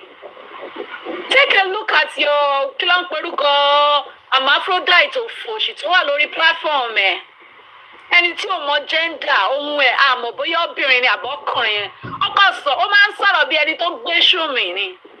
J-Dog ayé ẹ ìwọ máa bú ìyá àwọn èèyàn. Ta ló bí ọlọ́mọ ìwọ tí ò ní nǹkan kan irọ́ kíran? I don't look for God protection. Nítorí èmi lọ bá rí. Tí God protection bá ready for wọn, God protection can give them. I know they find competition. Èmi ò wá find competition. I'm not here for that. Please, ẹ ṣe eléwélé. Ó ṣe thank you. Now, look at me. 2023. Kung Fu, show the dates. Can you see the dates? Kung Fu. Àṣírí, ṣó ti wọ́n mọ́nà kiri láyé ẹ̀, ó lè wọ́ bẹ́ẹ̀. Àwọn tó wọ́n bí àwọn èèyàn gidi ni àwọn èèyàn àlùbáríkà. Ṣọ́rí bẹ́ẹ̀, try it tó bá ṣọ̀ fún yàrá yìí ẹ̀. It was stupid and nonsense. Ọmọ òṣì ọmọ òfò ṣọ́rí 2023 rèé. It's not justice for Mohbad. Ṣọ́rí mi báyìí, wèrè ní pé mo lọ club, yes mo lọ club ṣé mo fi bò ni. Ìgbà tí Sade. Unfiltered, I want to say something. Molly,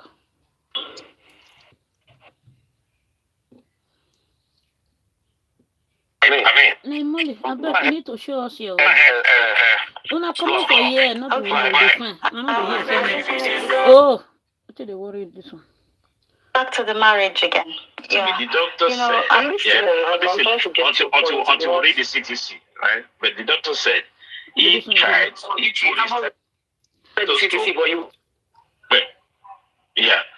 But I'm saying this is a reported speech. Yes, you're right. You can say that.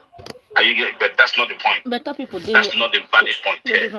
We are saying that if whatever is written in the CTC true mirrors this statement that we're discussing now, then that nullified all this nonsense, shenanigans story.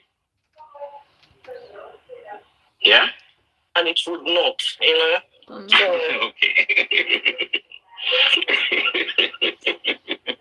Sunday, I know you're team with me. It's not possible. We, both of us, we are not qualified. It's not about team. I'm being realistic. How can doctor say that Mohbad was in stage 4? Which one is? We wait and see now. Yeah? Let's come back. Let's listen to this news. This is very interesting. Good morning, guys. Can I just come in for a minute? How are you, sir? It's Sniper. I will catch you later. He's coming back. Okay. Sandy, don't go. Sandy, don't go. Don't go, please. The step out. Anyway. I'm here. Bye, Yomi. Good. Thank you. Yeah, I was going to talk about Yomi earlier on because it baffles me every time when Yomi comes up and starts talking. Sorry, sir. Can I say something? Honestly, without due respect, right? Go ahead. I'm sorry. I didn't want to talk about this anymore. I've had too much. Okay, all right. Let's Sorry. Yeah, I appreciate it because Koyemini it's just too much. It's too much. The sniper at the bottom alone says all of us are school on Oma Parade in 15 minutes. I'm here. Yeah, Baba, you see the issue with Baba Mohbad.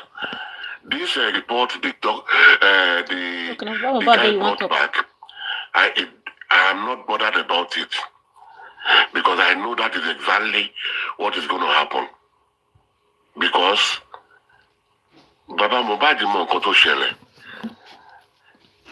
Unless we are all just deceiving ourselves, there is no way the report Baba Mohbad is going to bring to us is going to counter whatever the government has given us. What the box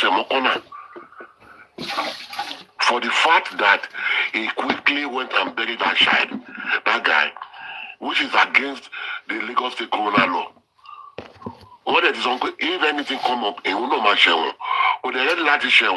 So he has to just play along and just find a way around it to just make the thing go the way of the government. Otherwise, give me a reason. By now, everybody in that house, according to the driver's account, should be under custody by now.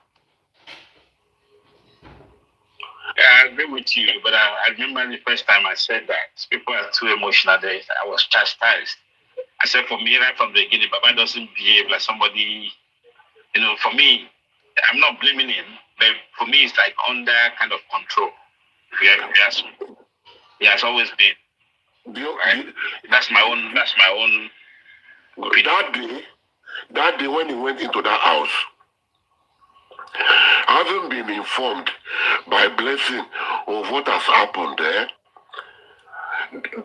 the easiest thing the man would have done is to gather whatever evidence he can gather and leave quietly. Because if there is any alarm, they will just kill him the same way they killed the boy. But As gullible as he is, I don't know what he was thinking. Or probably haven't been told the exact thing. Because me, I am thinking probably there was a fight between me and Mohbad. And Adura, in the process of separating them, pushed Mohbad to his death. Maybe that is what happened. And that is why Wunmi could be so gullible to say, Baba, Egbe, Keloro, knowing fully well she wasn't responsible for the death. Sure, you understand my point? No, I disagree. Yeah, that could be possible, but the Wunmi statement doesn't marry the fact that if Adura committed the atrocities, right? Yeah. That's not the reason why Wunmi is saying that. Wunmi is saying that to actually create an alibi. If anything, she's saying the truth, or she's trying to create an alibi to divert people's attention away from what actually happened in the house. Yorùbá ni wá, a mọ̀ wípé tí wọ́n bá rú òkú tó kú bá máa jà, he is only going to fight against whoever committed the crime. What I'm trying to say, why do you think Wunmi will throw Adura under the bus when they're both in the house? No. In that, Wunmi are not throwing Adura under the bus. No, sir. If Wunmi is saying that to Mohbad's dad, that means he's putting Adura's life on the risk, right? That's what it means. No. Listen. If follow your own story. Hold on 1 second. The only way we will say Wunmi is throwing Adura under the box is if Wunmi had come out and said, I was fighting with Mohbad and Adura pushed him to death. No. For whoever called Baba Mohbad. But stylishly, if Wunmi, the same Wunmi, is telling Mohbad that to go and do all the spiritual invocation and all that. But maybe more by then. Why would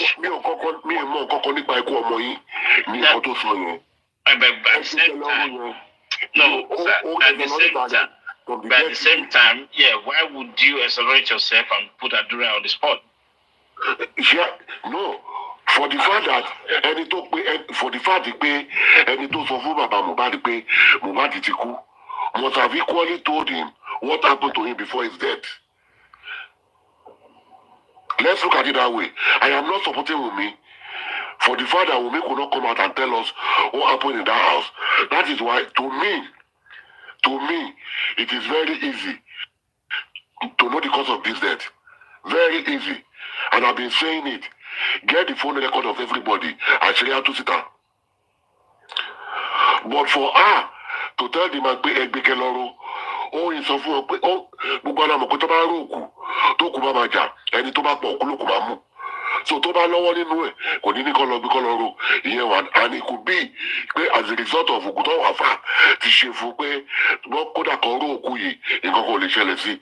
That could be the confidence tó ní tó fi ní pé kọ́ bí kọ́ lọ ro whichever way. But by and large, it's going to be difficult. Fún bàbá tó ti sọ ọmọ kan nù, ó tó lajú ẹlẹ́kọ̀ọ́ pa ẹ̀kọ́ tó pa ẹ̀mí. That is why the man is not doing what we, the public, felt he should do. By right, gbogbo tó wà nílé yẹn should be arrested and put in a separate room and obtain their statements separately and use their statements against one another. By now, tó bá ti lọ gba phone record ìyá Mohbad. Kí phone record ìyá Mohbad bá sọ pé ìyá Mohbad wà nílé yẹn lọ́jọ́ Monday. Obtaining a statement under oath. After obtaining a statement under oath, answer the same thing to things on Lati. Now, table the evidence before her and ask her to write another statement and tell her the implication of lying under oath. She will break down. Because when the evidence indicates that you were in this house on Monday, where were you on Monday? And one be evidence tí o ṣe di bunky ẹgbẹ́ síwájú ẹ pé your phone record, it shows you were in this house by so time on Monday. What do you have to say? One after the other, All of them, that is the main reason why they are not doing the phone forensic. The only thing that could tie everybody hand to the death of this boy is on that phone forensic. Rishi, do you remember Baba Mohbad sọ pé ó wà nínú mọ́tò? Darusha ó wọnú nínú police station yẹn, ó ń jáde, ó dẹ̀ wà lórí phone, ó ń wọlé, ó ń jáde, ó ń wọlé, ó ń jáde. It's so easy. Let's get Darusha phone record. Get Wumi phone record and see who Darusha was talking to as at that time they were in that police station. And see if that number also appear on Wumi's phone record. Check the phone record of every police officer at that police station that night and see if that phone number Darusha was talking to appear in any of their phone record. We will nail all of them together. It's a circle. I don't know if you get my point. It's a circle. Got you, sir. You know what's happening is the phone forensic is not just going to be for that purpose only, right? When you conduct a phone forensic, digital phone forensic, and all that, it expands back to, I don't know how to say it. Not that I was directly involved, but I've been opportune to read the interview process on this, right? It goes a long way, sir. When you capture all this digital footprint and phone calls and all that, you can actually extend. You can say we want to start the phone forensic from the beginning of September, for example, right? Or you can say from the 5th of September, 2023, and then we're going to stop at. You can even extend it to this year. It's up to you. If you're not convinced with what you're looking for, you can extend it. But what's happening is the phone forensic covers everybody, including Karimo, including Mama Wumi, including everybody that got involved, right? All the calls, and the 3 people in the house, and even Mohbad's phone himself. Who was he talking to? Was there a threat to his life that he kept quiet? We don't know. All those things, you can only capture that through this phone forensic. And then the one thing that people are not talking about is the bank accounts. Follow the money. Has the police done that? No. They haven't, to the best of my knowledge. Unless they come out tomorrow and say they've done that. They've done that.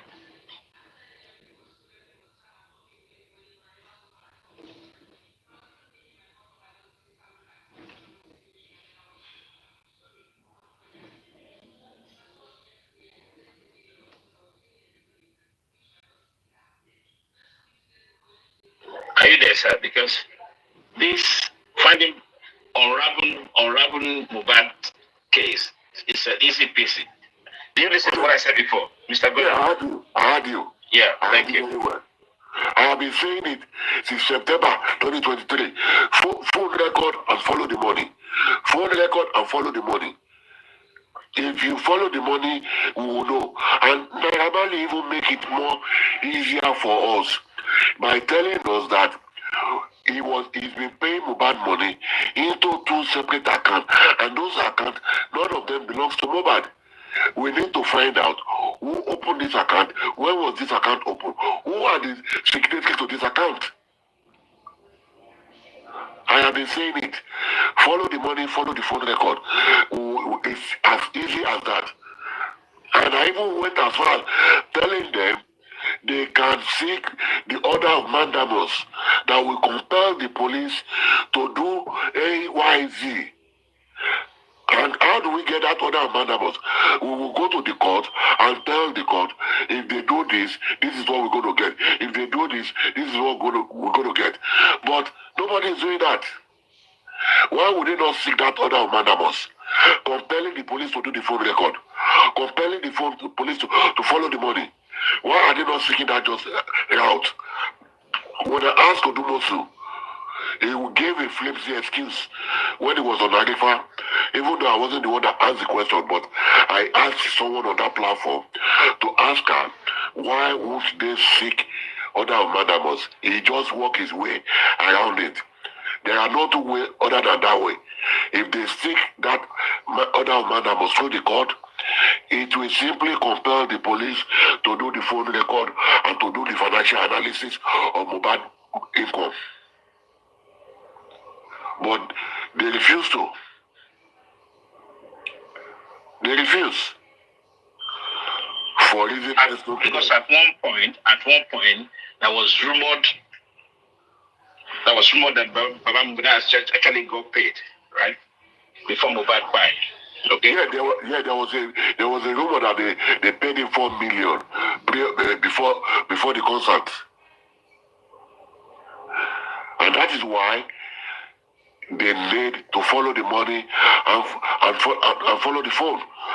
That's the only two things that could tell us what really happened to this innocent boy.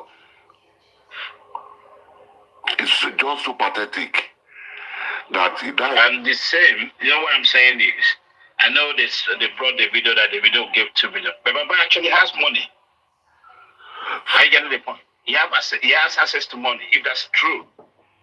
Okay, one more thing.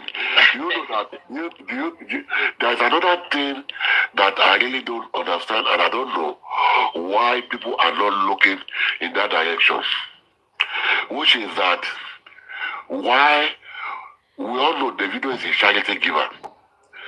But don't let us be overclouded by the fact that he's a charity giver. Why would he send money that night? Baffles me. I put a question mark on it. Now, if you look at it some time ago, before the death of Mohbad, there was a rumor going on that he was arrested in Kenya over white powder. It is the same Kenya Mohbad was going that it was alleged that Umi put something in her luggage. It is the same Kenya Sam Larry was taking Mohbad. And when we look at Mohbad music, Mohbad has been passing message with his music. Whatever happened to him, he spill it out through his music. So that brings me to the fact that could it be that this boy knew more than we thought he know? And there are some people who doesn't want him to put it out through his music and they just want him silent. Could that be the reason why we said music gods?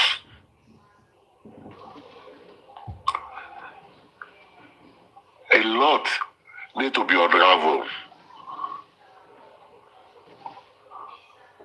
Saying that there's a lot more to it. But the only way you can unravel all these things is you follow those things. You know? Phone calls, his own phone, the deceased phone is quite important. Who has he been talking to, right? Upon until that night. You look at all those anticipations. There's a lot of possibility that needs to be established if the police want to do the right thing. Yeah. Mm-hmm. Let me say one more thing. Why did Wumi give Mohbad close marking a night before his death? Could it be Mohbad wanted to talk to Prime Boy or wanted to say something that Wumi doesn't want that thing out? That is why she followed to that concert. Could it be?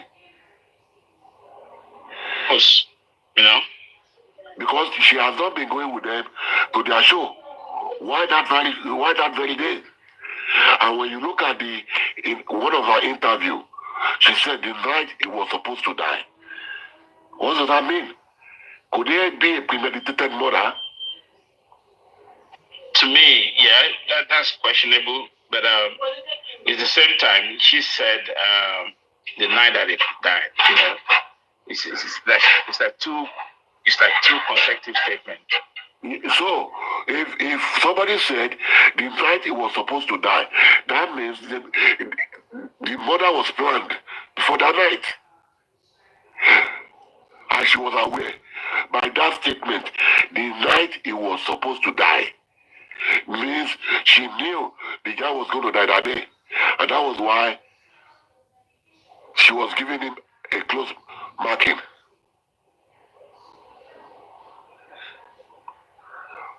I believe so. And why by now nobody has ever seen the statement we make to the police, despite the fact that we have seen statements of other people involved. Nobody. And we were made to understand that she had been to the state CID more than 5 times to make for additional statement. And what is the police doing? It's kind of funny, to be honest, when you look at the whole thing. What is the police doing after listening to the testimony of the driver that stated that Wumi fought Mohbad?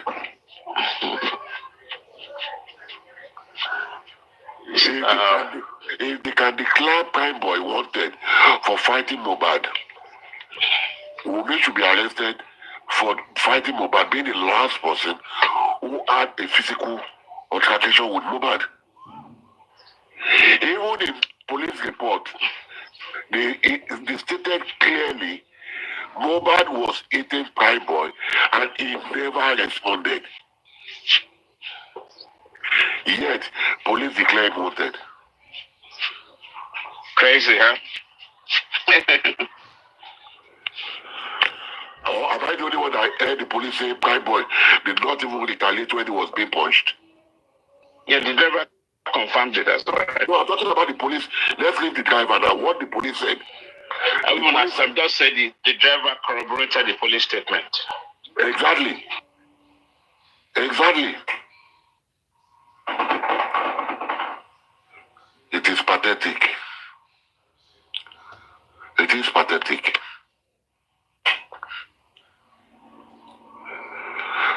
Mohbad, I wish you can rise up and fight and expose every little secret behind your death.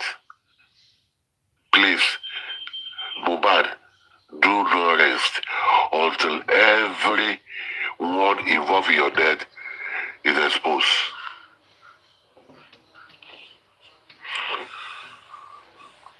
That's terrible. And the boy loved me. He was in love. He was a lover boy. He was a lover boy. I listened to is that title of Yomi? Is the title of that music? Rishi, are you there? Sorry, I just had a call. I'm here. Okay. Yeah, that's okay. Yeah, I listened to that music. Is it Yomi is the title, right? Oh, the music for Wumi, yeah, the track. Mohbad is a lover boy. Wumi should be enjoying like Shioma if Mohbad is alive today. Yeah. Yeah. That's true. Wumi, you didn't do well, and you even went for you can't even say, I have never seen Wumi come out and said, I want justice for Mohbad. That is the most painful part of it. Yeah. No, she hasn't done that, but we don't know. It's so pathetic. Thank you. So pathetic. Omo, what's up? Oh my show. Wumi, it shouldn't be like this, so it shouldn't. It shouldn't.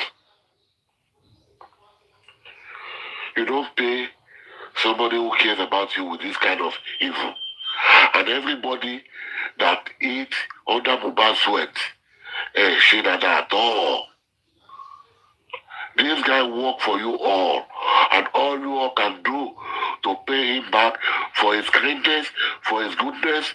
But they don't care. They don't care. They all enjoy it. They don't care. It is unfortunate. Very, very unfortunate. Very, very unfortunate.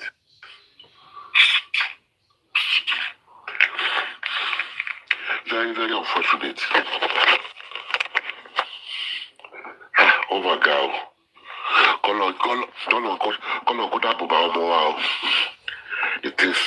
It is what it is.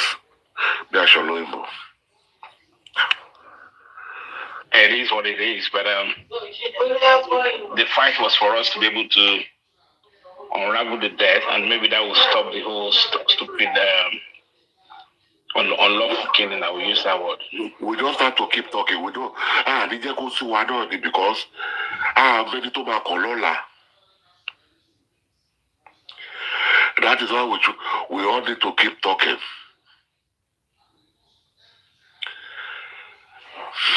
The people have turned this into circles, and everybody is just after making money with the death of this innocent boy. There's no way. Honestly, when you look at it, sir, I'm not interested in it. But when you look at the way, in terms of making money because of mobile case, you can say that to some extent. But the people who are dedicating their time, especially people in Nigeria, and doing all those stuff that they have to do to make sure they're not resting this case down. You can't blame them to some extent, because if Baba Mubad can go about releasing records and creating all those stuff, making money, and then using people's GoFundMe allegedly, right, turn it into fraud basket, then you can't blame anybody, right? At all. Okay. It's quite unfortunate. Like I told you, you continue about Mubad Feki lawyer shit or the lawyer shit. So we won't blame those lawyers. You got to record shit, shit. Just imagine when Adura came out in front of the national TV and say the video is 10 minutes. That 3-second video is not 3 seconds. It's 10 minutes. And they kill it all. What evidence are we looking for again? What evidence are we looking for that is more than that? Where is your Yomi now? You want to talk about Yomi? They say me not talk about Yomi. Because they knew if the public lawyer come in, public lawyer will side with the public. That is why they put away the public lawyer with the help of the magistrate and the now you see the end game. Yeah, they did that with the help of the state government. Because the magistrate has no power to deny the public lawyer. But that is why when they went to the High Court, the State High Court equally side with the magistrate. Instead of the court to take side with the public, the High Court takes side with the magistrate. Without the public, do we have a judge? Do we have a magistrate? No.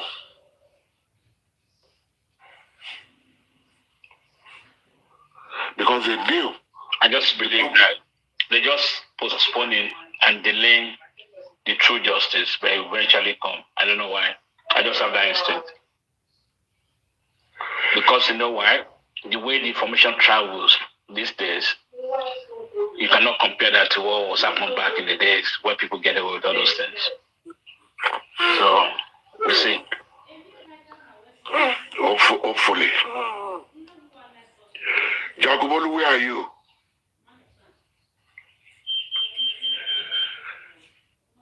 The sniper. 15 minutes, right? Yeah, I think he's back.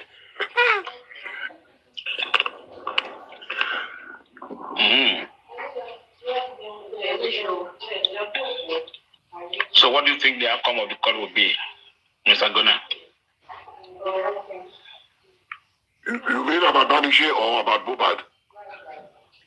About Mobad, I'm not. Banishe is almost done already, huh? I think they said they sentenced the guy to death. Yeah. I won't be surprised. Yeah, that one is there is overwhelming evidence about that one. So, but about Mohbad, charging the nurse and what's his name to court is just a shamble to me. All they need to start the investigation afresh based on the driver's testimony. Based on the driver's testimony, they need to start the investigation afresh. To the best of my knowledge, Joe. So testimony is what I'm holding on to. Yeah. It's a professional person. I'm coming out to establish the stage of Mohbad's body. As at that time, and compared to the time of the no story, it doesn't match. That's it for me.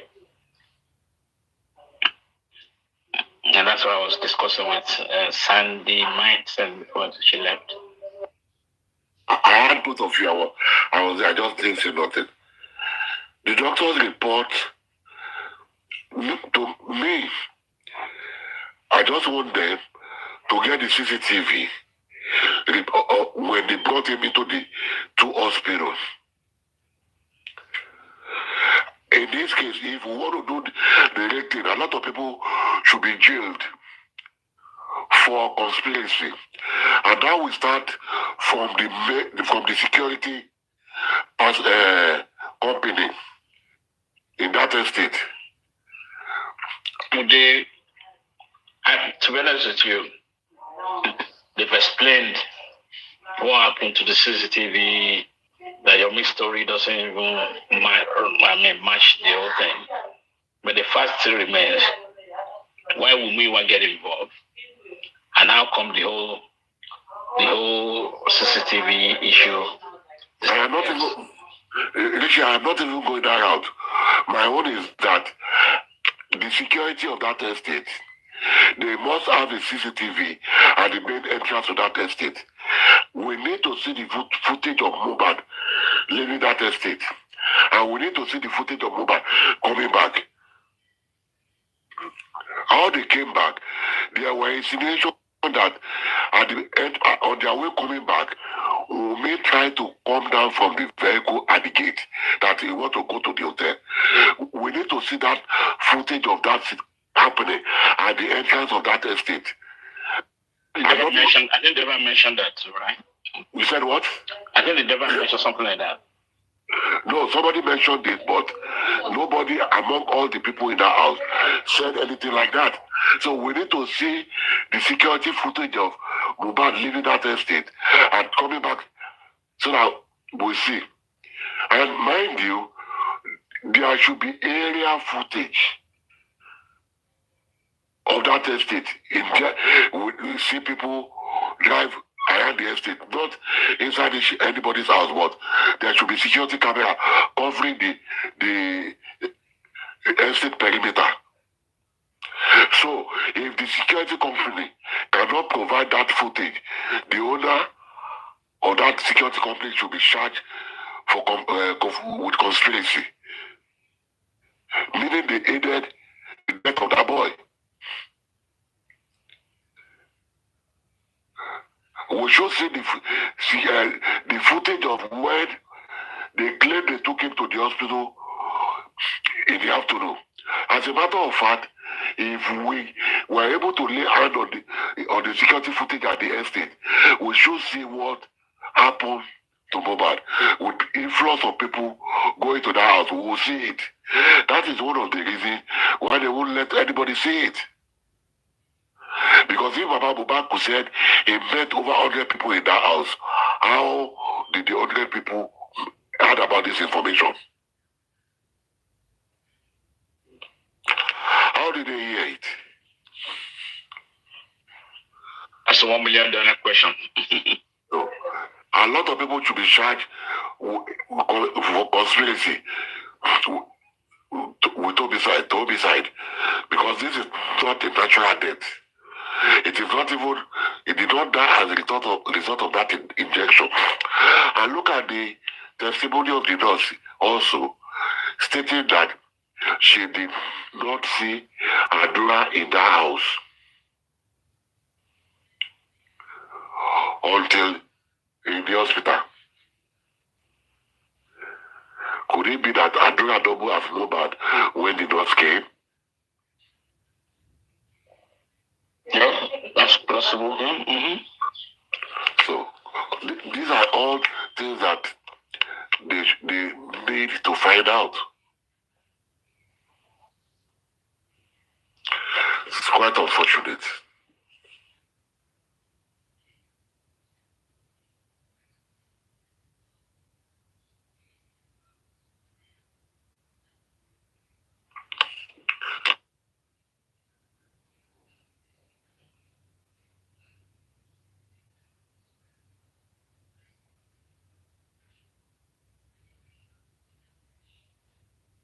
Maybe by 11 o'clock, I have to leave now. And I'll see you later.